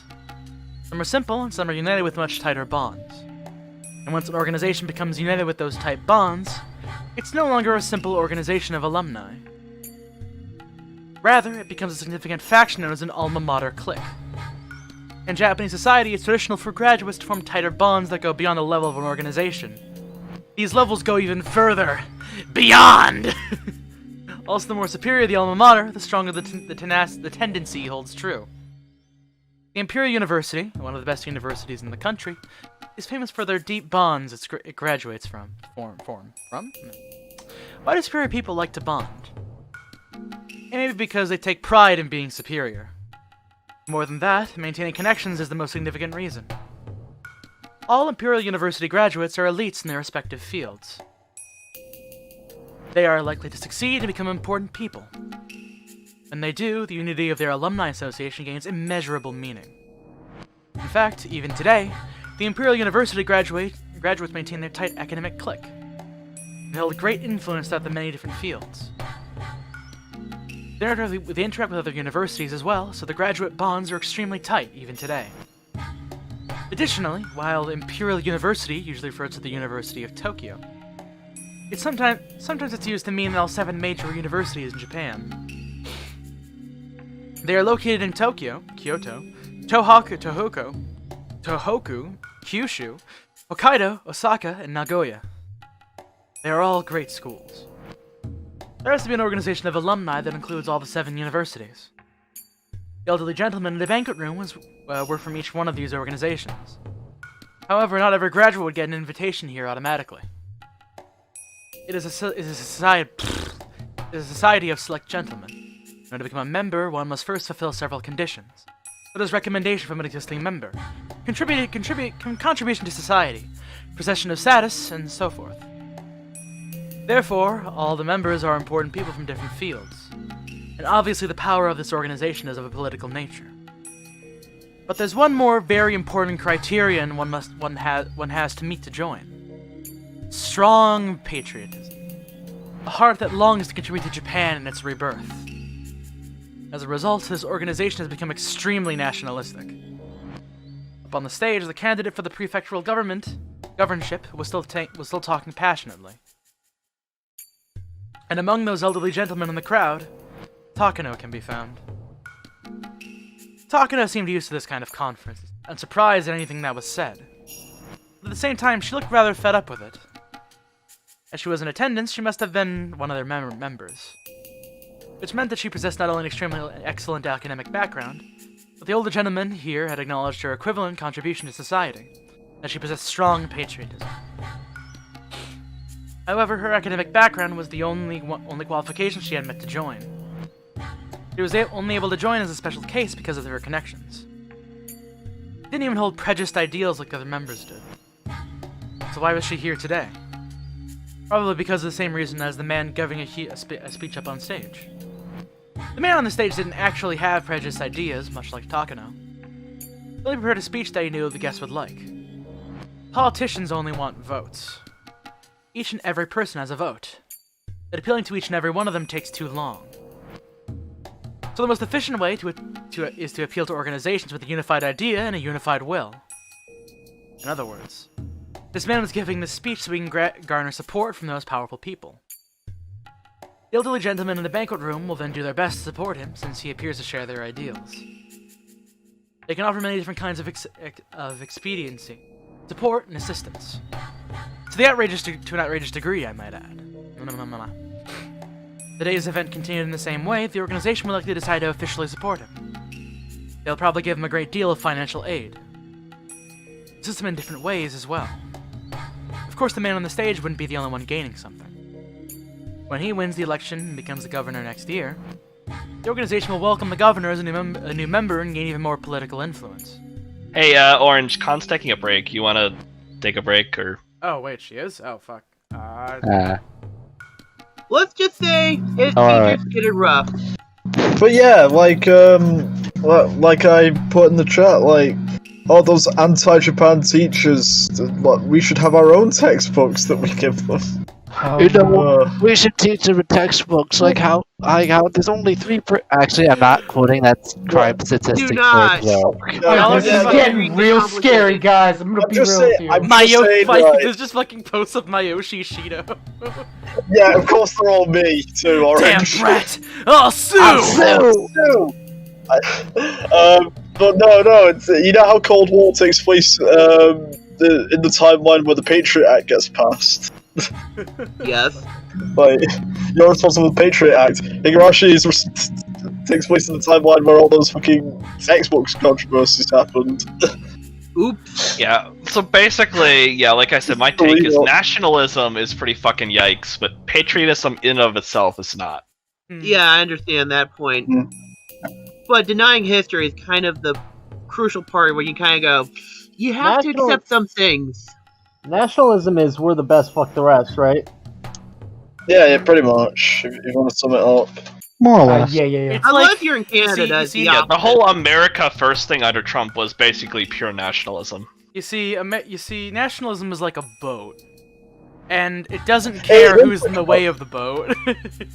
Exactly. I will steer this country. Wow, we've been drawing more Shido parallels, huh?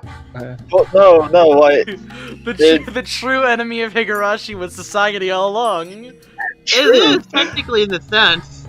Like we've started. So the face of Japanese nationalism is Shido. The face of American nationalism is funny orange man. Face of British nationalism is that fat old guy at your pub saying, "I'm not racist. I just don't like them." Simple as. Yeah, I can see that. Oh no. And then Canada is some guy who's in that Boy, this is a fun thing to talk on Twitch about. Yeah, it's fun. But no, it's like there was an image from a few years ago. It was like it was like a news report where they were interviewing a guy at a pub. It was broadcast live on a Wednesday, 7:50 a.m. and this guy was at the pub 7:50 a.m. on a Wednesday with a full fucking pint in his hand. Jesus Christ! You guys use pint as a measurement there, right? Sure. Yeah, I get a I feel like over here a pint of alcohol is a lot bigger than like a pint, like normal pint. Oh, right, okay. This is about. I started playing Ark as the music. Wait, survival evolved? Yeah, he had that in his hand at 7:50 on a Wednesday. You want to bring up the history, Orange? Oh yeah, Oh yeah. I don't know how much you actually got of that, but a lot of it just boils down to, hey man, people aren't actually nationalistic. They kind of just want votes. But they're politicians and they want to get a big, strong foundation going. And I guess this. Hold on a second. Can I just like straight up fucking post this? Yeah, Oren didn't know you left, so he read ahead a bit. Oh yeah, sorry. What was the last thing you remember, Khan? I kind of dipped out and went to the bathroom, so... I'm not surprised you zoned out at this part. No, I dipped out and I went to the bathroom, so I don't think I really missed... Man, fuck, it's Monday, I can't speak at all. So I don't think I know what you guys talked about. You want to just scroll up a bit and just kind of see where Gilles was at? Sure. Did I miss anything Metal Gearish? Not It's a big nationalistic alumni meeting, and Mr. Takano's there. I wish I understood that. No, regular Takano is there. Dude, I see what you're doing on the stream.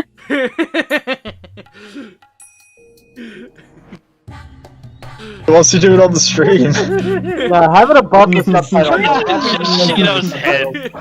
Oh, fuck off. No way. That's the real politician that's That's talking right good. I love that. You kids just sit back and watch me steer this country. Damn brat, I'll sue. I would be more Get pissed police to my bitches. if you weren't totally right. Here, you can have Shido on stream for a few seconds while I pull I'm up seeing it too. the log. Okay. I just checked the You stream. don't get legibility, you get Shido. Alright. I just checked the stream and I immediately heard myself say the police are my bitches. Okay. We should just give this a cruelty squad I was hug. right at the part where they. I was right at the part where they said that Takano can be found. Oh yeah. Okay. So Got basically, it it. meant that she doesn't actually hold any political. Well, it's been a stage. Protest ideas. She doesn't hold any like Oh, protest she's a ideas. She's just here because she has clout and. Oh, she's the Ubisoft villain. She has no political beliefs. Okay, I read it. Okay, cool. Alright, here. Let's read it. Alright, Cheetah's gonna vanish for a little while. There we go. And eventually the organization will become so powerful that no one can ignore it. Those of you reading this right now will probably get the sense that they're no mere alumni association. You would be absolutely right. After reaching this level, they were a fine syndicate.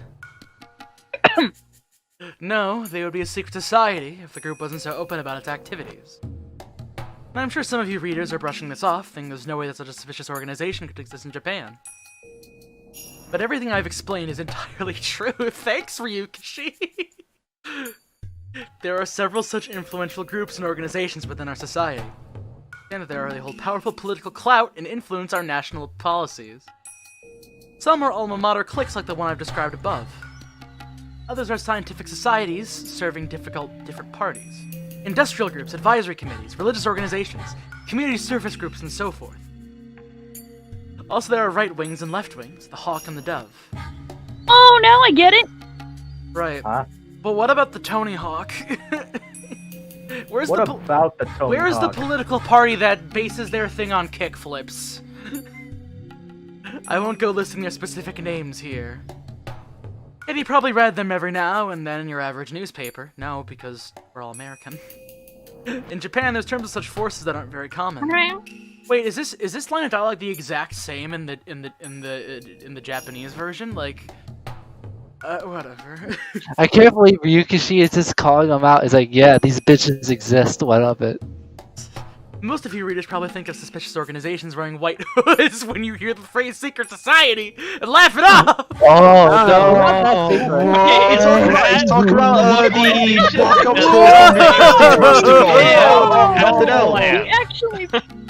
He actually fucking went Yes, there. Ryukishi, I do think about racism when I mention secret societies.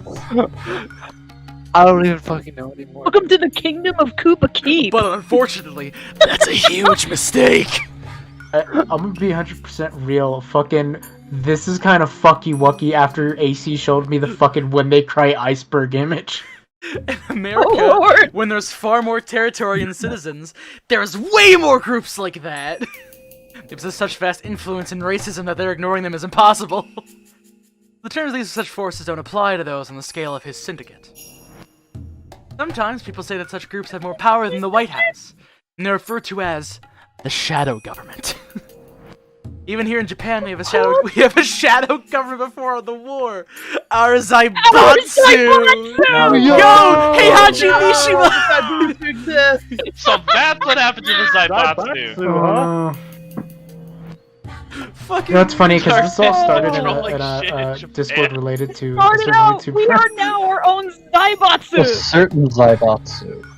Fuck yeah! Man, the kids nowadays don't know about the Zaibatsu. No, no! We are now the Golden Playhouse Zaibatsu! Nah. Are we? Yeah, let's go with that. Yeah, let's, sure. maybe. I wanted Right, to be... so we've got Heihachi. Where's Shida?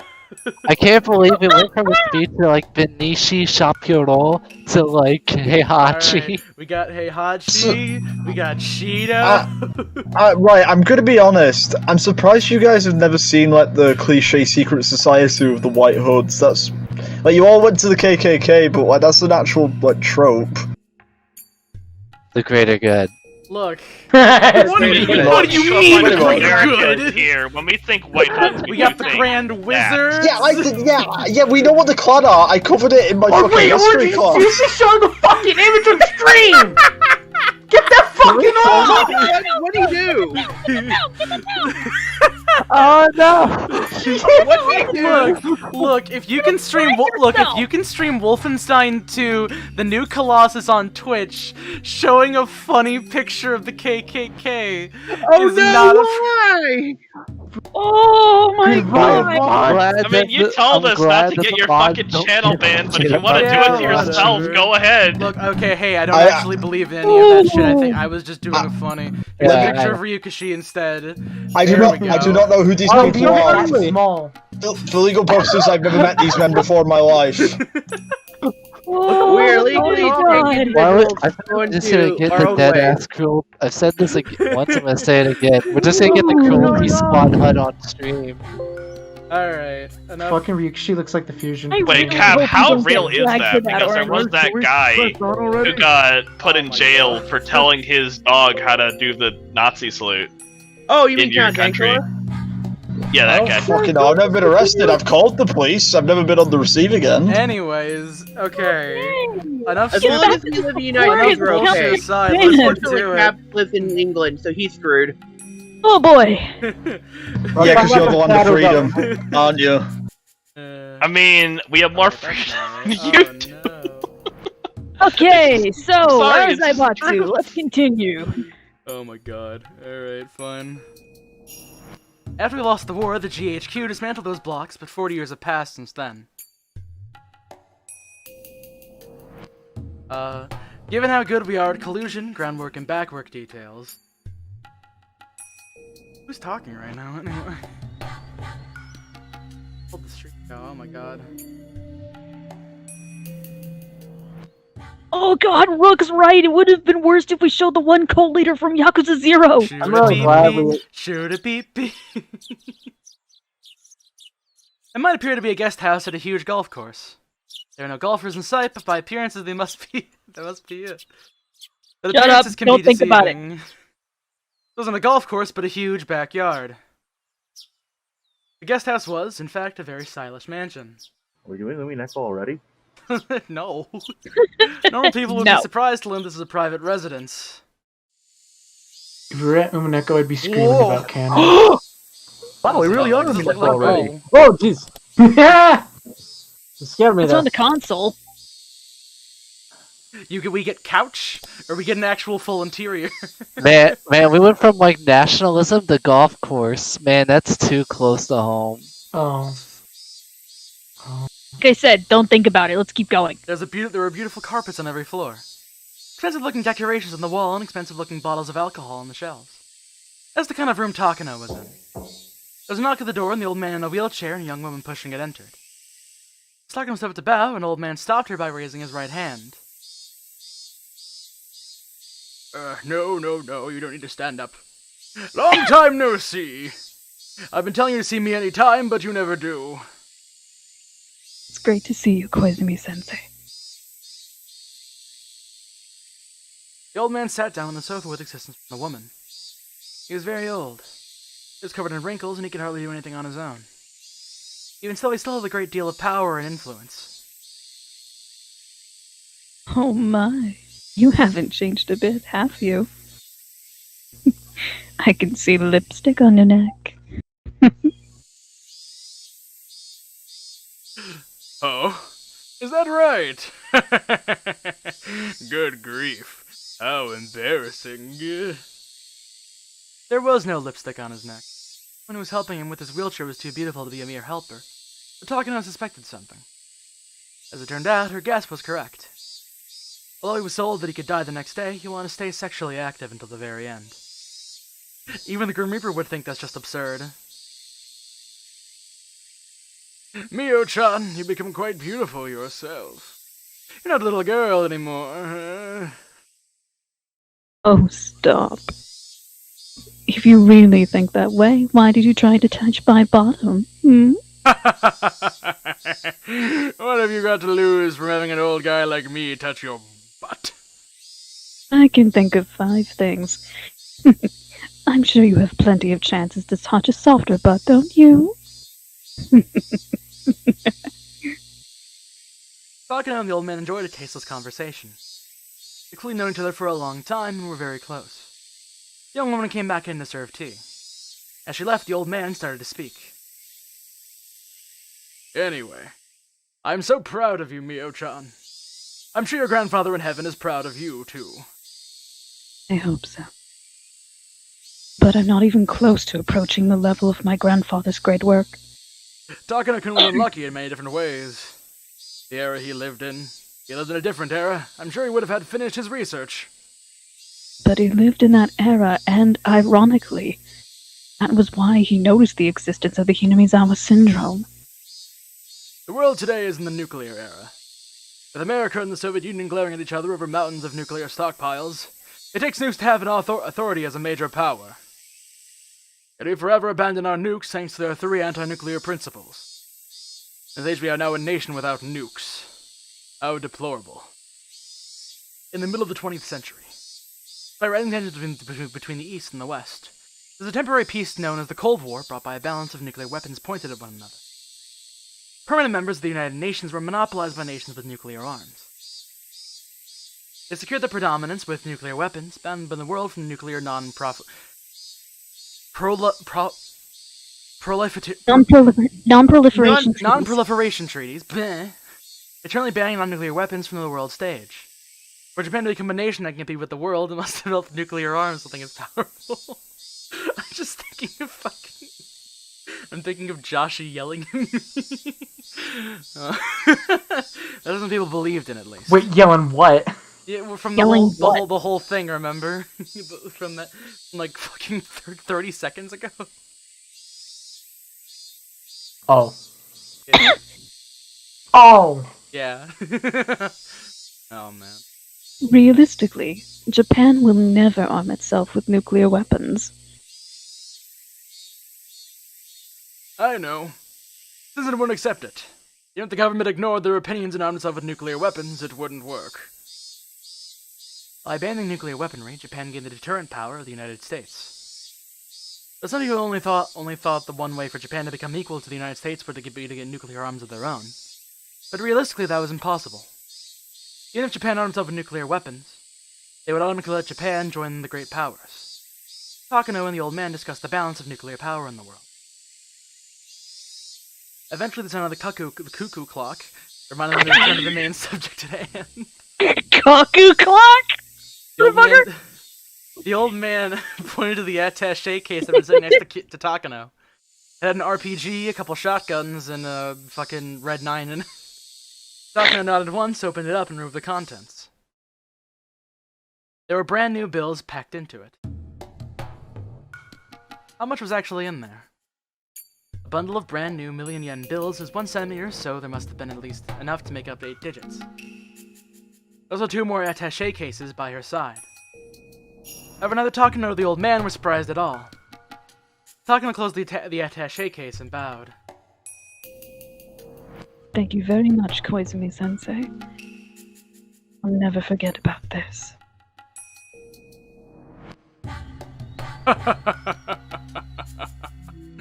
Money should be handed by younger people. I can't take it to heaven with me. I shall be of assistance to you. Use it wisely. Of course I will. I'll use this money only to make my grandfather's dream come true. I envy Takano-kun. What a wonderful grandchild he has. I'm sure he's bragging about you up there. I haven't done anything yet. I'll have earned this praise when I complete my grandfather's work. I'm so jealous. The boys are no good. They're only interested in making money. What really matters is how the money is spent. How you contribute to the country is what's most important. That's how you repay your debt to it, you know. Oh? So are you saying that treating all those lovers so lavishly is also a way of repaying your country? Of course. When they shop, the country makes money.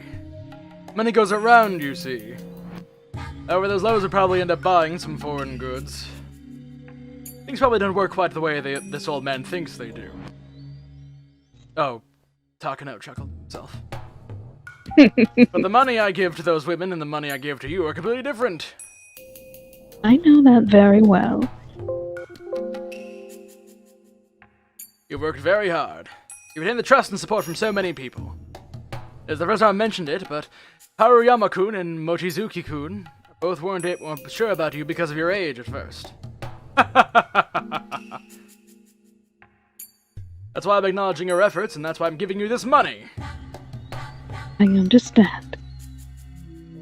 Also, I'm going to give you this money, as I recognize you as the official successor of Takano-kun's research. Thank you very much. Thank you for believing me. I truly appreciate it.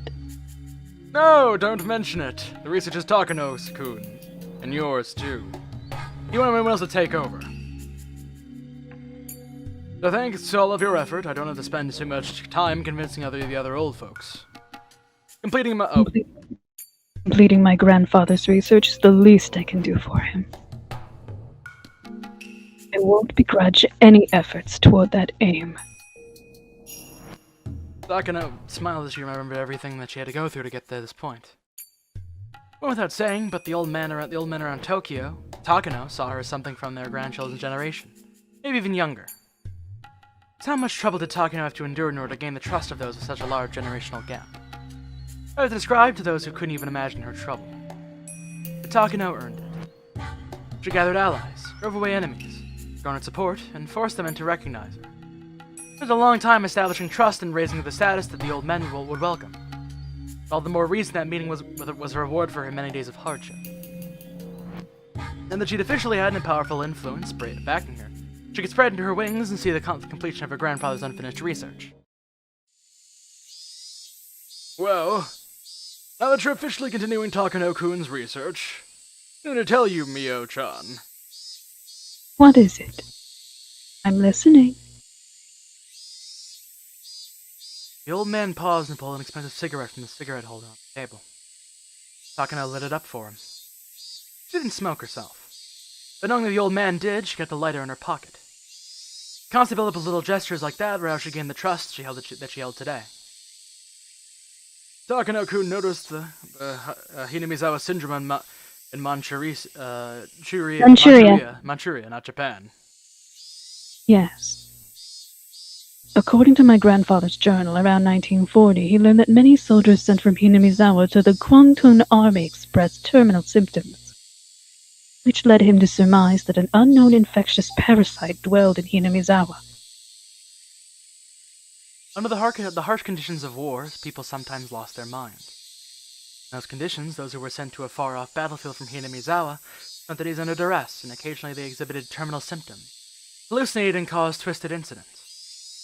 It all occurred in this extensive chaos of the battlefield. Every incident was handled separately. No one suspected there was an underlying cause.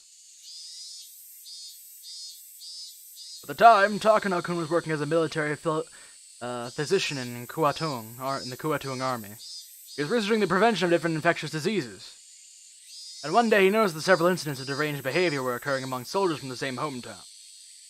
He hypothesized that these symptoms were unique to those from Hinamizawa and began his own personal research.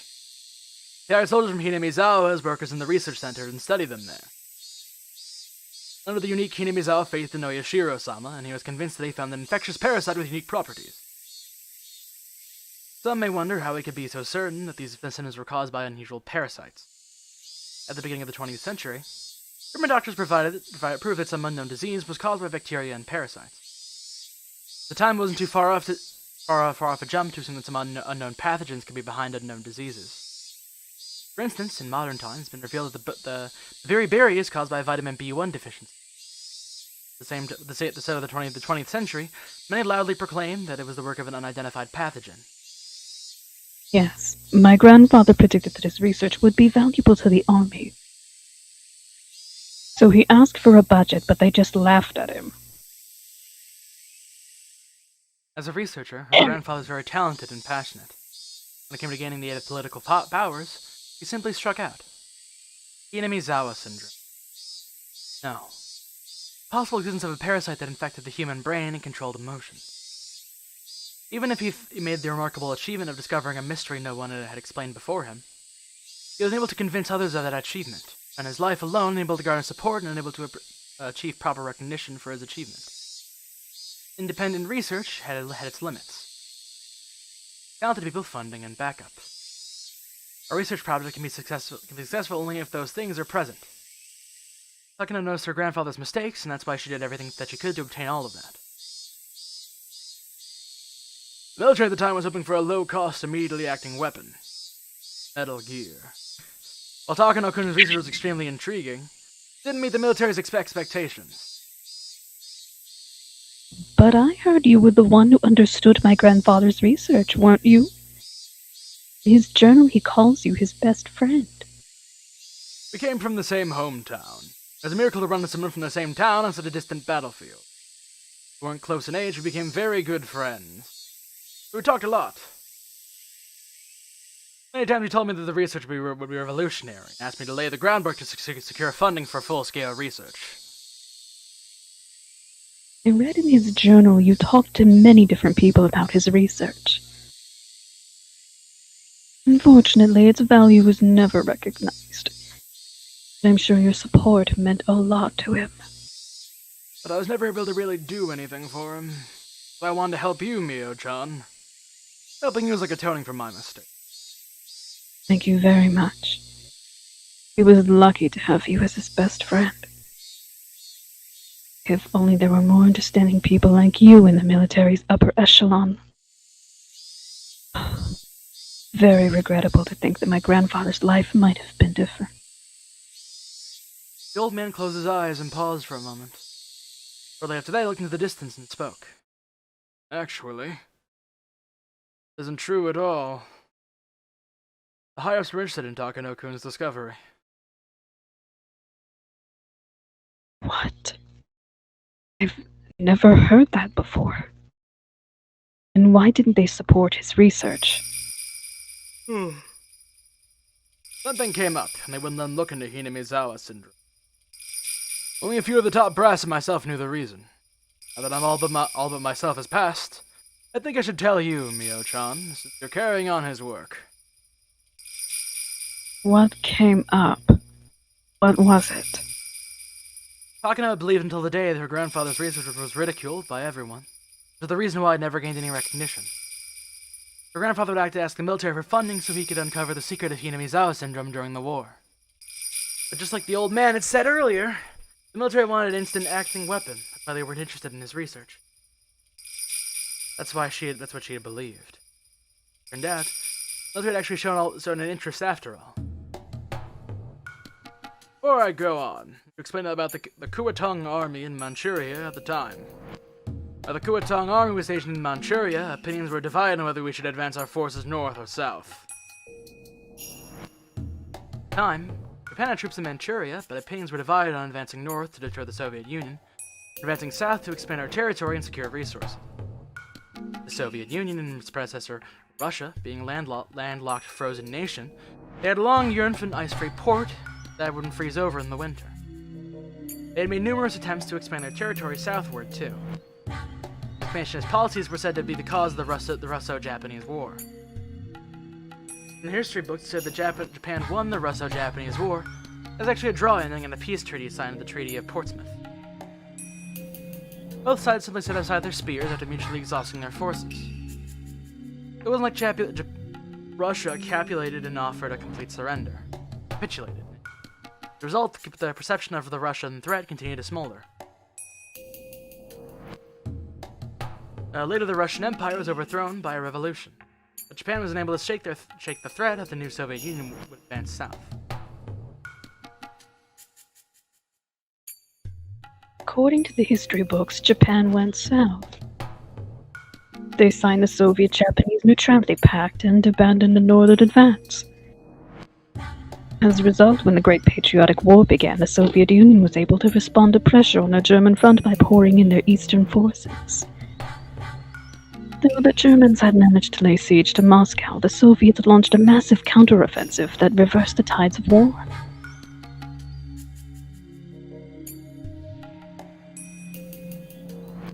Even with the Soviet-Japanese Neutrality Pact, Soviets couldn't tell if Japan would attack them at some point.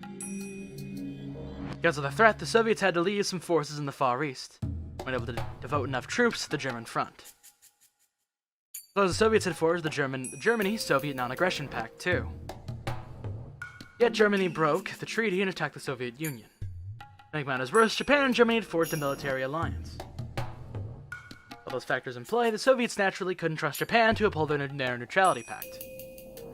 Ironically, the Soviet Union was the one who broke the pact, but I won't go into that now. Exactly! Hitler signed the Tripartite Pact because he expected Japan to keep the Soviets under the other front in check. Can I put Nazis on screen now? No! Higurashi. Higurashi. Just swastikas everywhere. Oh no. You say that, and yet my Italia yaoi trained brain is Listen. He's wearing sunglasses. He's wearing sunglasses. It's not Hitler, it's Führer. We're gonna hit all the supremacist groups today. Oh man! What is over, Tommy? When you ride alone, you ride with what the? I remember seeing that in high school. Oh, yeah. You're not British, so you wouldn't have seen that. No, I did. I saw that in high school. Oh my fucking god! But ultimately, Japan abandoned the North. The superior German offensive, many explored the idea of waiting and watching it play out. Believed that even if we did advance north, it would be attacked after Germany conquered Moscow. However, that plan was exposed to Sorge, and the Soviet transferred their heavy tanks from their Far East border to the German front.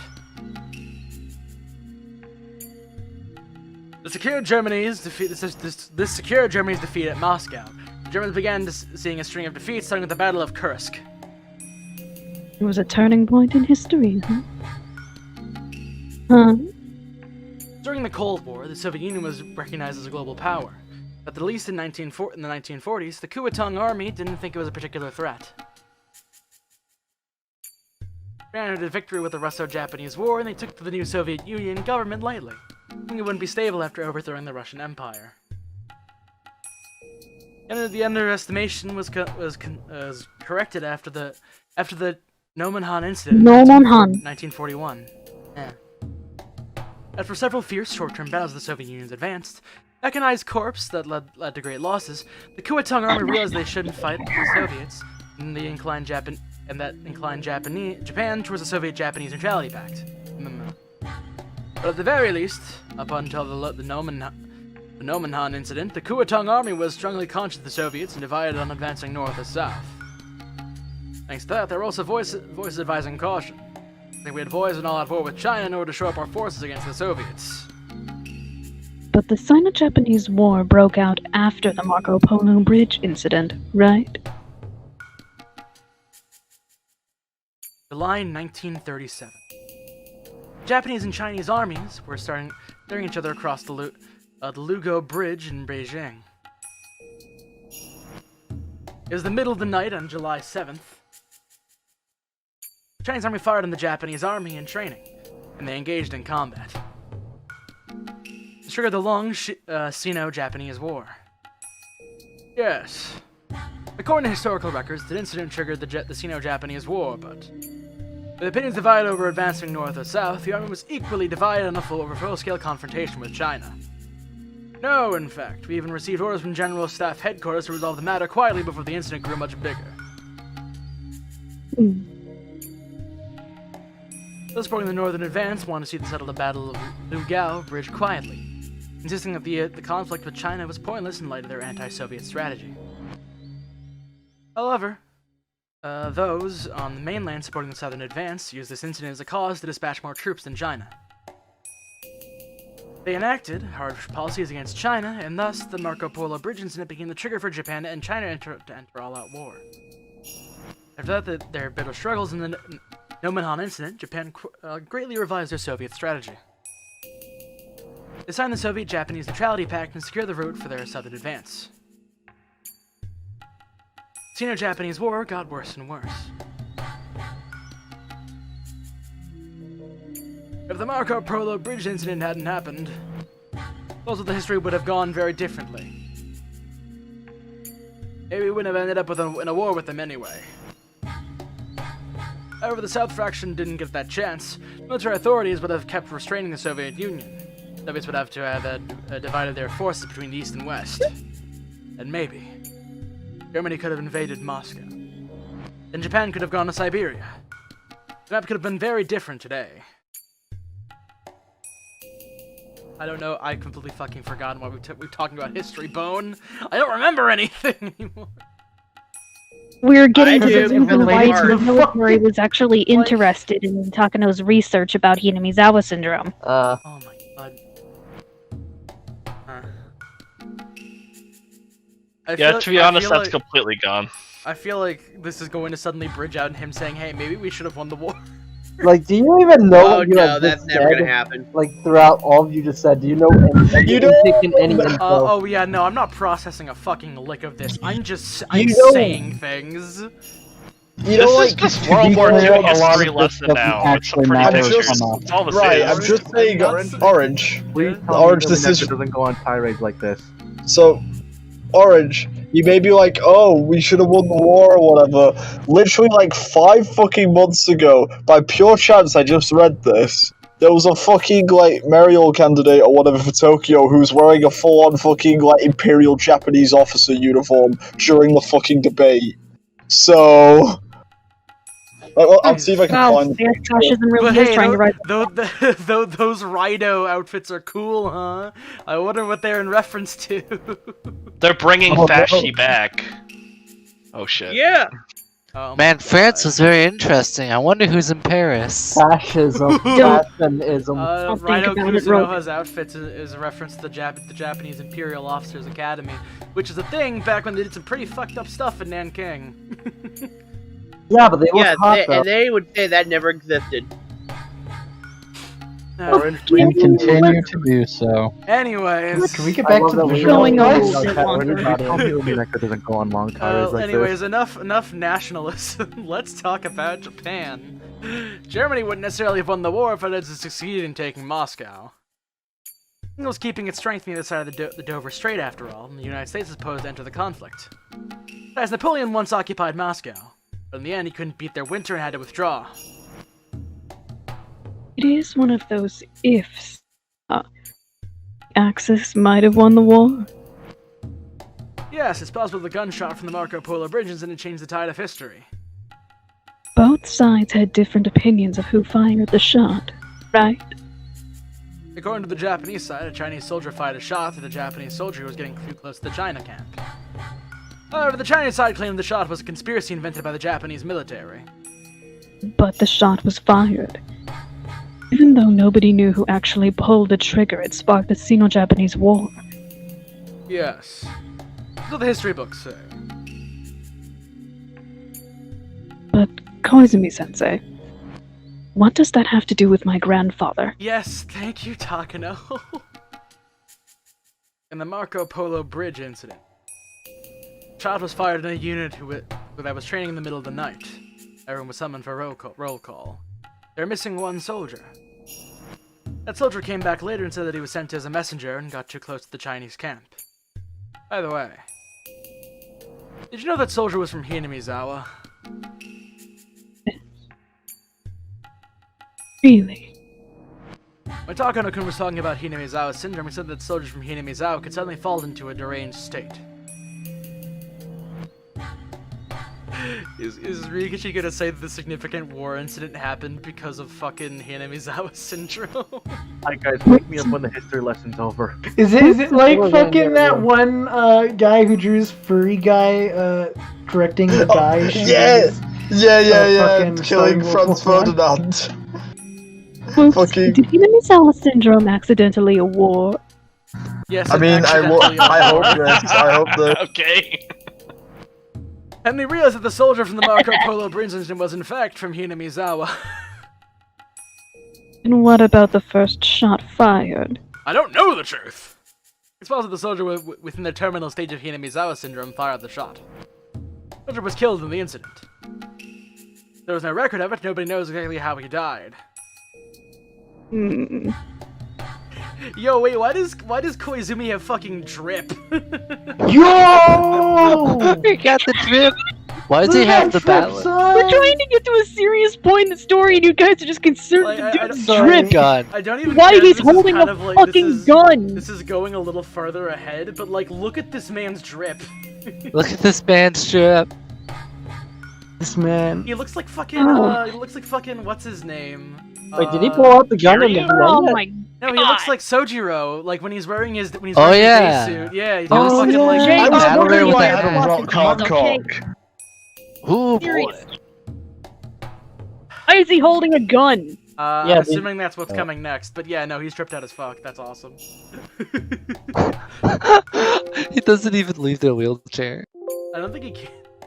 Chair. I don't think. He has rockets You strapped can to still them. bone somebody He in a moves wheelchair. at AC's 50 like miles. Kanye West being like, stand up, guy in the wheelchair. I found that guy in the Imperial Japanese uniform, by the way. Takano should just push him down. Who's gonna get him back up his legs? The Japanese side claimed the Chinese army had fired at them and then negotiated with that in their mind. A scant few days after the incident, Japan demanded an apology from the Chinese. Zhou Force dispatched the 3 divisions of reinforcements. The Chinese side was, of course, opposed to that. The Chinese opposed basically everything. The Chinese side was, of course, opposed to that. The situation escalated at once. If research into the Hinamizawa syndrome continued, the higher-ups thought it would negatively influence the Japanese army's claims. In order to avoid the risk of traversing the political gray zone, they directly cut Takano-kun's research. Because of that, he refused to even consider my grandfather's research long after the war ended too. Yes, that's exactly it. The war Oh, is over shit. now, but there are still some conflicts there regarding her historical recognition. Even if Takano-kun didn't mean for it to happen, if his research of the Hinamizawa syndrome became public, it might cause a resurgence of quarrels over the long-ended war. Certain authorities were afraid of that, so they made sure his research was ignored even after the war. I was long warned not to aid him in any way myself. Takano tried to remain calm, but she couldn't stop herself from grimacing. Found out about the real reason why her grandfather's research had been ignored, is because of secret maneuvers by political masterminds. Those masterminds feared it so much. Ironically, that meant that they acknowledged the importance of his research. Takano was saddened and frustrated to no end by her grandfather's lonely life. However, they are all dead now. I'm the only one who knows about this. If Takano-kun was still alive, I was going to apologize to him and give him my unconditional support. But he's no longer around. That's why I'm apologizing to you and offering to give to you my full support instead. Are you sure? Wouldn't research into the Hinamizawa syndrome dredge up those same subjects again? It's different now. Besides, research into Hinamizawa syndrome may produce more than a mere local disease. Depending on your research, post-war Japan may gain a trump card and make it that makes it a world power once more. The times and So times the have changed. times and times have changed then. That's right. Fortunately, Takano-kun didn't live long enough to see that tide change. But he has you to continue his research. As long as I'm alive, I'll give you my full support. I promised to help Takano-kun, but because of various things, I couldn't do anything. I want to make up for that as long as I'm alive. I think that's the least I can do for the man who called me his best friend.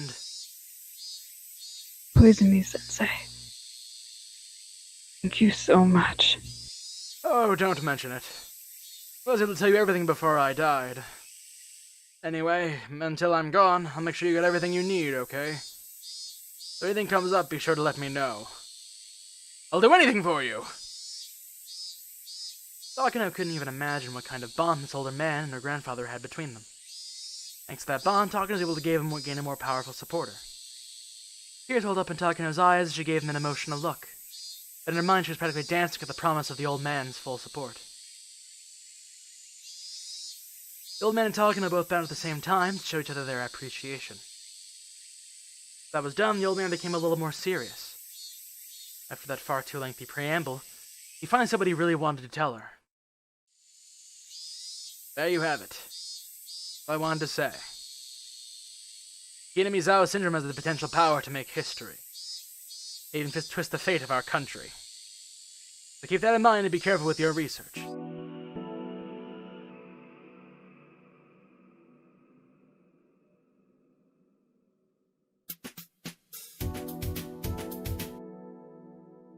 God, they really could have put on a lot of that, I think. Is it Why over? was there that much Kinda, World War II history? like- I don't get the point. I thought you just said I didn't know there was that much World War II history. No, I said why was there in this story? I know, but I thought that's what you Shelly, said at there's a lot first. of I'm like, history. In fact, it's I think- happening right now. I think it was to connect other Shelly, things. I got some documentaries and books to send you. It seems. Because they've been going to World War II a lot. Don't send him my Can this copy, bit end, please? Sitting on the bus, reading Mein Kampf, shaking my head at all times so people know I disapprove. Yeah, they've been actually going to World War II a lot throughout like this entire series. A lot of times, like talking about that canned meat incident. Look, and all I'm that. just- Well, in that canned incident, it turned out that it was fucking that was even them fucking with them. Oh, really? It was them Ryukishi- fucking with them, being like, I just brought it up because It fuck it. wasn't even Look, fucking look, real. I don't wouldn't remember. have minded this if they just overlaid stock World War II footage and they had David Hayter Yeah. explaining everything. Yeah, that would be You good. could have done it in a Also, David Hayter voice. Ryukishi, I'm gonna sit you down. My man, you're cool, but chill the fuck out. A lot Yeah. too much information for Man a is short ready to take a amount of fucking time. swing at nationalism today. We went This from is- child no, torture to no. nationalism. This is slowly becoming more and more Metal Gear to the point where it's already holding a mirror up to it, Man, man. shit, Look, if we- Ryukishi, bro, I agree, but let's chill a bit. Like fucking, there's a. I also agree that World War II happened. Fucking, I agree. Nationalism and everything. Yeah, what you're saying is bad. I agree, totally, dude. But like, fucking, can we like draw it back a bit? We don't Can need we to go exposition back to dump child that abuse, hard. please? with that's one that's gonna be withdraw from clipped sooner or later. nationalism, I was gonna say like return to Takano. child abuse.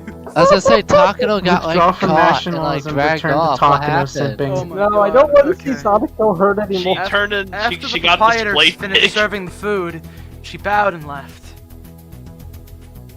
It was very tastefully put together, reminding them of a tea ceremony room. While sparsely decorated, quite a bit of money had obviously gone into it. This is a very famous Japanese restaurant. Many high-up officials and other important people had held secret meetings. Takano was there, accompanied by about 5 gentlemen. Things slightly further away from the men. Looking in a much more important position that she was. One of the men, wearing an expensive double-breasted suit, told Takano not to be so nervous. Who wants to be bureaucrat? Nor can you take this? Oh, Shelly, actually, yeah, you. Please relax, Takano-san. What we read is very interesting to us. I can't believe this research was just sitting for dozens of years. Different bureaucrat. It's surprising. I thought it'd be more research on the BC weapons than the Japanese military conducted during the war and failed to bear fruit. And there was nothing left in the military army confessing of the fundamental research.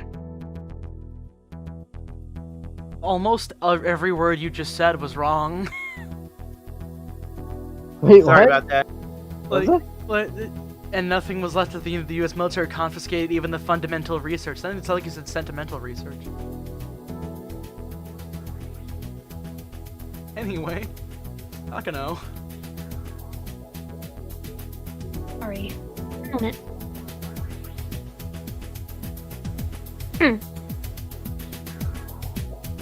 I heard this research was barely even glanced at by the top brass. Charlie, you go. Ellie, Sorry, if I'm in full screen, it doesn't go because I'm using like this weird browser app. I see. So that's why nobody knew about it, and GHQ didn't investigate it. In that sense, at least, it was truly fortunate. Different bureaucrat. True bureaucrat. AC, go. I saw you doing it. Go. I did the hum. I did the Oh. Interesting that Dr. Takano's research would be succeeded by a different Takano-san. I suppose that's fate. It's like the deceased is using your body to complete his life's work. Maybe that's true. I feel a mysterious connection to him, too. Takano adored Takano Hifumi and called him he had called him grandfather. But she hadn't revealed that relationship to others. She realized it wouldn't be beneficial for people to think that she was involving personal feelings in her continuing Dr. Takano's research. So publicly, she had once had exchanges with Takano Hifumi. After his death, discovered his research documents with his remains, and chose to carry it on. This is how the story went. Well then, what do you think? The defense agency was very interested. Ha ha ha! According to Nakagawa-kun, the Defense Agency's Tactical Research and Development Institute showed great interest. They offered to sponsor the research too. Oh, that's wonderful! Congratulations, Takano-san! Thank you very much. Here's what they said. There's a research council for next generation deterrence being led by experts from several different ministries. One of them is called the Alphabet Project. It's run by Google. Have you heard of it, Takano-san? I'm personally a fan of A, B, and C, but that's just me. Oh, fuck. I'm gonna let you have that one. There's no issue to know about something like that. Very possible for these nationalists to research something dangerous without citizens knowing about it. Society forms something like a web made of connections between people. People hold hands with the people who share the same ideas and end up knitting a net. Achievement new! Oh man, Metal Gear Solid 1 came up, I know. Fucking told you! Achievement new! It's getting there, isn't there? You know, I'm real glad that he drops all of this fucking political shit on episode Genius 8. Code Jumbo. Meanwhile, I'm way more interested. I wish I didn't have ADD so I could intake I'm gonna show my whole ass. Alright. Of course some notes are well known, but there are some secret ones too. There's no way of guessing just how the men at this meeting were connected. Building. Society involving research into deterrent weapons for the next generation. Metal Gear! The Alphabet Project. With those words, it was possible to imagine what it might entail. No, wait a second, this would be Peace Walker, if anything, because this is the Cold War. Yo, it's Hot Coldman! Oh god, it means Paz would be walking around somewhere. I believe this is also the same building where they were where Akasaka was learning about things. Yo, Tara Strong, when did you get here? Hey, I am not Timmy Turner. No, it's Who not said about that? No, because Pasta's English voice actors are. Oh, for real? Oh, yeah, Tara Strong. Yeah, it's Tara Strong. Even down to the final bombing. And remember when Snake had sex with that not child? What do you mean, not child? Also imagine what that might entail. What are you talking about? Snake never had sex. Kind of. The turn Big Boss clearly did, though. It usually refers to nuclear technology. It wasn't only used to destroy enemies, but the technology of the turn weapons was very different. The assumption is that they won't actually be used against anyone. There'll be quadrupedal mech tanks that have Vocaloids in them. Just like Macross. Oh, fun fact, Macross finally got his legal situation settled. And then Snake We're finally getting it. And then Snake uses his Doritos and Rathalos gun to kill them. Yep. You joke about that. I'm playing Monster Hunter right now. Talk about some fun with Miku. Have some fun with Miku. PR experience having fun with Miku. Just get the I love how you sickest instantly knew what that was. I love Metal Gear Peace Walker. I gotta play that game again. Oh. Oh my You god! gotta I wanna download play it now Metal Gear later. before it gets No, I haven't. It's on 360. It's on 360 I too. have it on my PlayStation Vita. Don't. What the fuck? It came free with your Xbox. Vita means life. Shut the fuck up! The Vita is still alive. No, it's not. It's literally super dying. dead. It's still alive to me. Dang it! PlayStation has put several bullets in it already. The Vita is dead. Long live My it. great grandmother is more alive than the die on Vita, that and hill. she's been dead longer Nuclear than I've weapons been are largely alive. used as a threat to prevent enemy invasion. Both the US and Soviets possess large stockpiles of nuclear arms, keeping each other in check. They'll never actually use them. If they did, there'd be a nuclear war, and both countries would be destroyed. They're like a legendary weapon you never draw. Of course, the last resort only works because both sides have nuclear weapons. If one side lacks them, then they'll lose all military negotiation power. In other words, nations without nukes are powerless before nuclear arms strikes. That can't be true. Japan abandoned nukes and still functions as a nation today. Some people might be thinking, but they're wrong. Japan abandoned nukes but lies under the nuclear umbrella by allying itself with America. The nation functions thanks to America's nukes. But that also means we must resign ourselves to forever being a vassal of America. In other words, for Japan to escape that and become a powerful nation equal to America, it does possess its own deterrence arms and step back from that nuclear umbrella. Metal Gear! The society must have been put together by experts who believe in that ideal. Fucking Metal Gear, and I love it. It truly is the walls of peace. No! Dun, dun, dun, dun. Given that, even the name Alphabet Project makes sense. I like how the chat's just people yelling the same guy yelling Metal Gear over and over. Metal Gear! He's right! Metal Gear. Okay, so I think right. I think the funnier thing is that technically speaking, because this is Higurashi, it automatically pinged it as horror as a tag for the game. Did it? Wait, you didn't set that?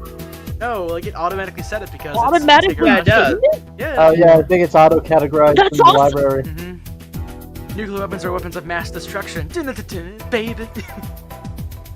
Our weapons of mass destruction aren't always nuclear. Sometimes they're personas. Those include biological weapons and chemical weapons.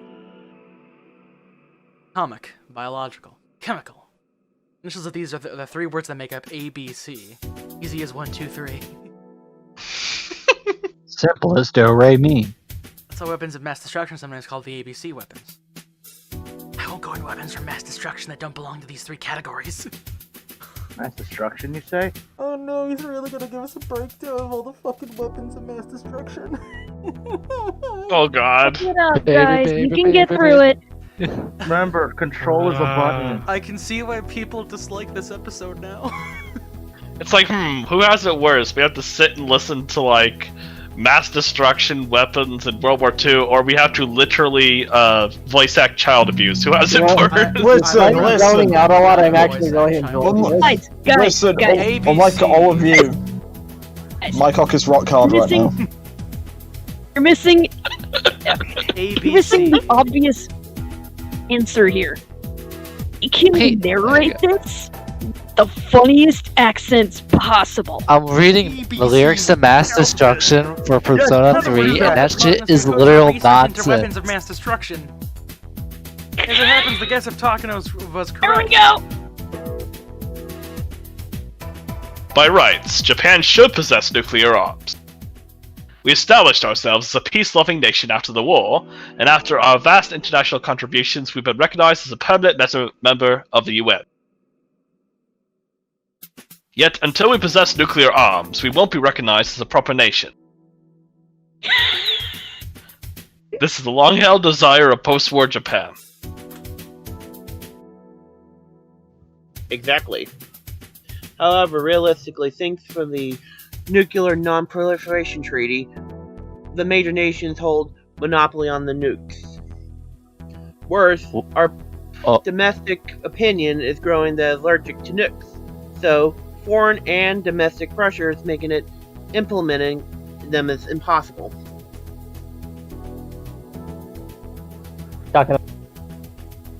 Biological and chemical weapons are sometimes known as the poor man's nuke. Small countries that can't own nuclear weapons have already started research into that kind of weaponry. Takano-san, please don't misunderstand us, okay? The purpose of our research isn't to obtain a biological weapon. Instead, our goal is to prevent such weapons from coming into Japan from other countries. So this is research into self-defense. I want you to understand that. Yes. I'm aware of that. Takano hated this Japanese tendency to make excuses. But she didn't let it show on her face. No matter what they said, they already saw the value in using this research towards biological weaponry. However, in truth, it was just an excuse as well. They actually wanted to research biological weapons. It would be much faster to have researched diseases like smallpox and anthrax instead of an unidentified disease like Hinamizawa syndrome. It wasn't actually correct to say the defense agency was interested in a biological weapon. In other words, Takano needed a powerful sponsor who could back her up with funding, personnel, and a faculty to conduct her research. Facility. Facility, fuck. User connections in turn turned the old men behind the government and economy. Reaching out to each of them and getting them to forcibly pull funding out of the defense agency under the excuse of its application towards biological weaponry. That was the truth. Therefore, a project wasn't officially recognized by the defense agency. This war crime has been brought to you by Raid Shadow Legends. Get your free epic champion today. It's not gonna be Takano though, you have to earn her.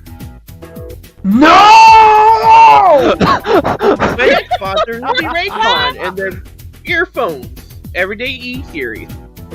Dude, okay. Dude, we know you're simping super hard for Takano. Please don't blow our eardrums out in the process. You can get the epic version of Takano, which is like the military outfit, but the legendary one is the embarrassing photo of her at the Christmas party with the recorder.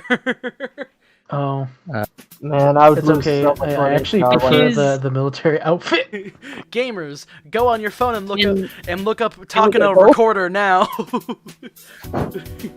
Make sure no one's around you, though. And we have both. Oh yeah, make sure nobody's around. Is that an option? Man, I wonder if they're gonna go to the explanation how Abe Futanari discovered a technique with economic inflation. If you want to learn more about that, look up Futanari inflation.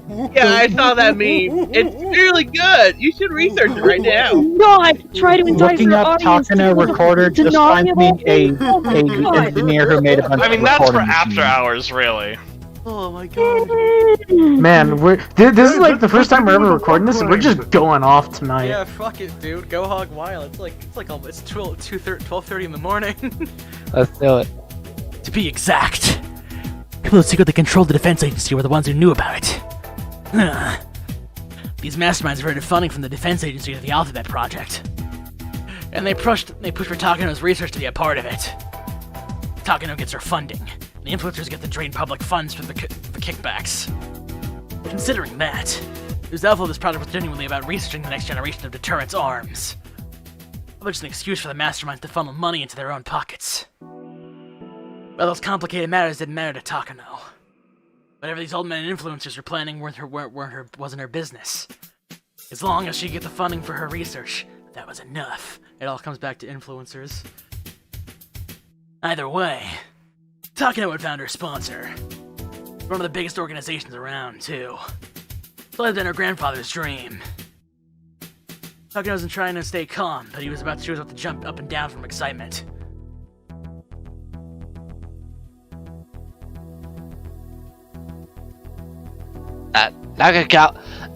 Nakagawa-kun says that once the research gets underway, he doesn't mind buying it out. Although it's still incomplete, he definitely sees potential in it. You're absolutely right. This research is only halfway complete. Sufficient funding, facilities, and personnel will be indispensable. About that. Here's where the negotiations start, but apparently they wish to take on this research in its entirety. I feel bad saying this, but they think the burden is too much for you to bear alone. Maybe that put quite the damper on Takano's ecstasy. I'm not trying to make money off of this. I am working as a researcher purely out of intellectual curiosity. What I need is a sponsor. What they seek are results.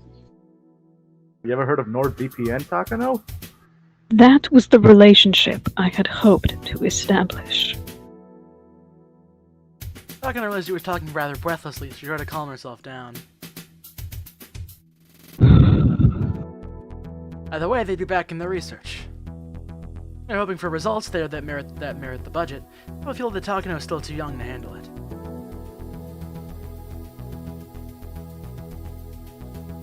Bureaucrat! I know.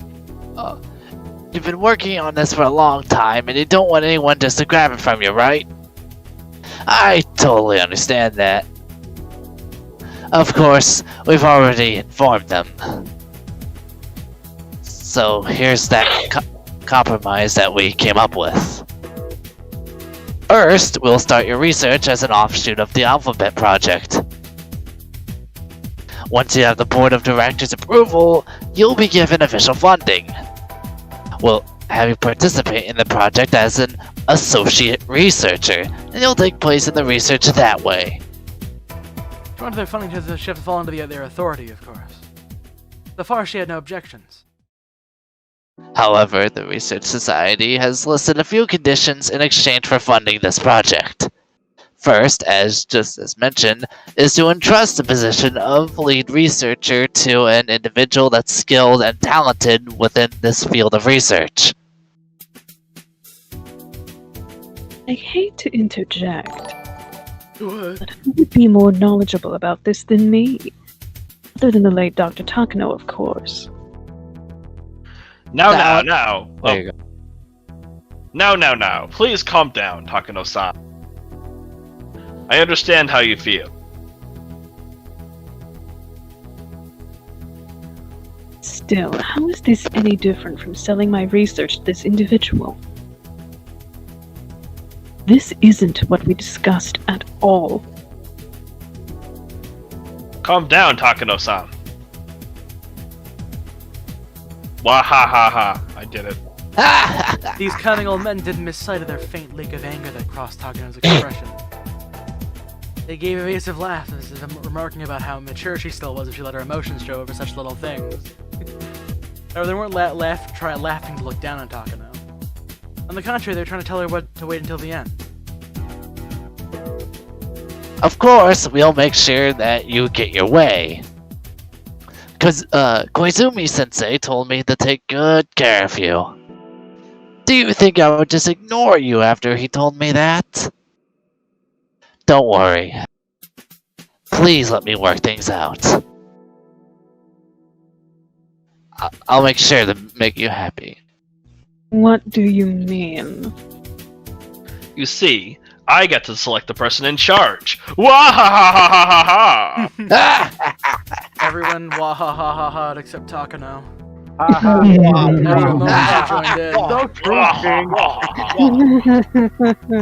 In other words, he meant that he would find just the right person. The defense agency suggested finding an expert to lead the project because they didn't feel comfortable with just Takano. However, Takano's sponsor was the one tasked to find such a person. At that moment, Takano realized it. How wonderful it is to have such a powerful backer. Let me work it out. I'll find some candidates for you. All you have to do is pick the one you think would be most suitable. Takano felt better after hearing that. Wouldn't be the official head of the project, she would end up leading it from the shadows. Of course, she wasn't an expert per se. Having a partner would actually be beneficial. Shelly? Give me some time to talk to the other end.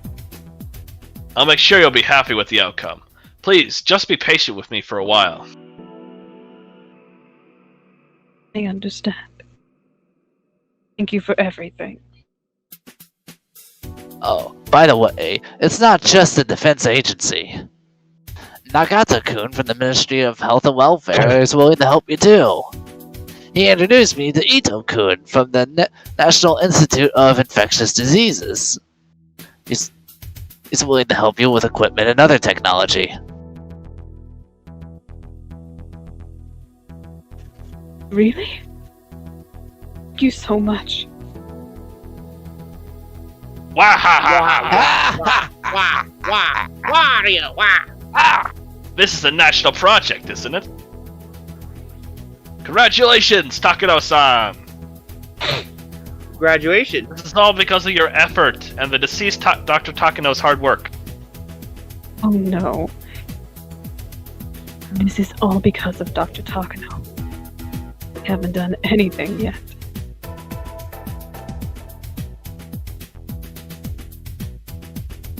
Ha ha ha ha ha! Being humble is a good virtue. Just like Kozumi-sensei told me, you truly are a nice person, aren't you? And it's getting kinda late, so can someone take over after this line? Alright, I'll take over, fully. No wonder he adores you. Anyway, they want you to join a defense agency. Luckily, you'll have a doctor's license, right? We'll secure your position as medical officer of the TRDI. That's turdy. You mean be a public servant? I wasn't expecting that. All the organizations that are involved with the Alphabet Project are public institutions. The SDF is actually interested in this project as well, and they're making strong requests to dispatch some of their personnel too. So, depending on the circumstances, you may be treated as an SDF member. Well, just think of those matters as official squabblings over jurisdiction. So to stand above those officials, you'll need your own position. No matter what, we'll make sure you'll be happy, so please don't worry about anything. I understand. I'll let you know if things work out. Knowing Dr. Takano's research was once rejected by the old Japanese military, it's hard to believe that the Self-Defense Force is interested in it now.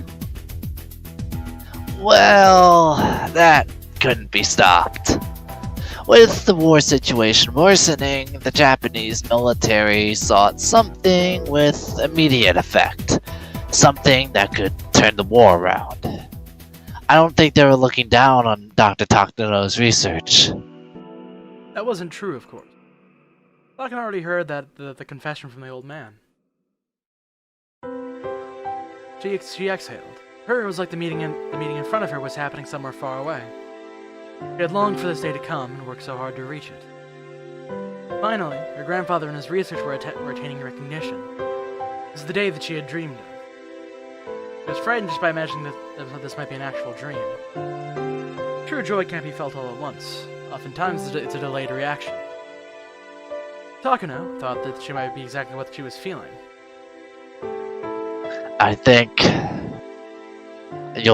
I imagine you'll probably be given a field officer's rank.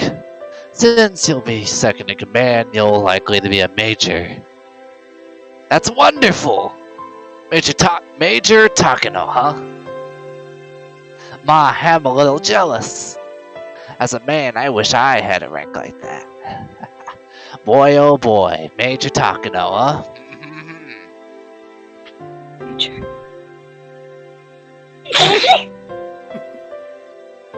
Bless you. Gesundheit. Gesundheit. Thank you.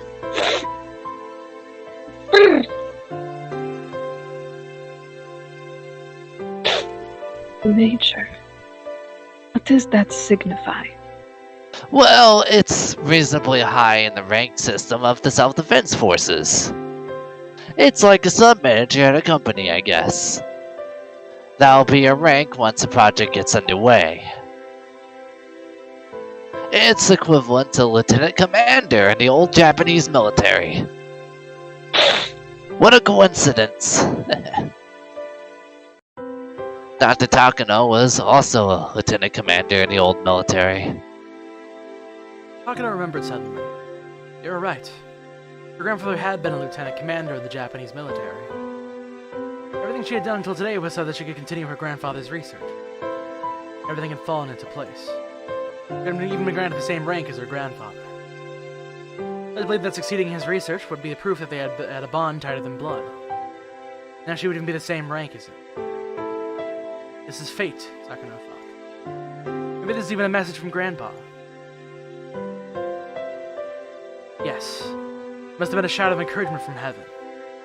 Feel that she inherited not only his research, but his will as well. Sakano couldn't help but feel a sense of destiny for attaining the rank of Major. Major.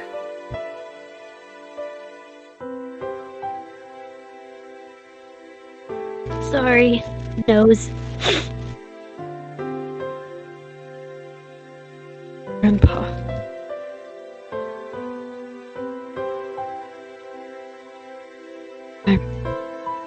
I know you're here. Nobody else could hear her say that. But her grandfather in heaven could. That's what Takano believed. It had only come so far. There are still a lot of things to do for this research to be recognized as a great work. Otherwise, her grandfather won't become a god. He wouldn't become one either. Must become a god. That is her grandfather's will. Wait, that didn't do that voice for him. You must become a god. I was unable to do so. That line preceded it. It was her grandfather's dying wish. Her grandfather entrusted it to her. All of his research. A god can't be physically brought back to life. A god is made in the hearts of the people who remain alive. Her grandfather will live on in her heart. Her exploits will be known by many, and all the scholars will fight to read his documents. To steal them from each other. They will learn about Hifumi Takano, who began his research during the war. Although nobody understood him, and that he ended up devoting his lonely life to his research. Finally, they will extol his grand achievement. Black bars, yes. Yes! Oh man, that was a Also, I want to long apologize if I history took lesson. over as bureaucrat too much. Okay, I don't care. It was a bit much. Jesus Christ. Wait, the name of that is the name of the achievement is Weight of History, and it's a picture of the rising sun. God, it was heavy. Bruh. We should get a free T-shirt saying "I survived the World War II exposition." Okay, hold on a sec. I'm gonna pop this up, and I'm gonna see if there's even a smidge of a chance it's somebody other than Takano. What if it cuts back to the orphan? Actually, I don't think it's. Oh no! Wait, is my son? Is my son gonna be here? If it's my son, I'll endure. Here's the My thing, son it's Pinocchio. It just keeps going and going and going. Goes it, goes it, goes it, goes it, goes it, goes it, goes it, goes it, goes it. It's weird how almost more fast-paced Alright,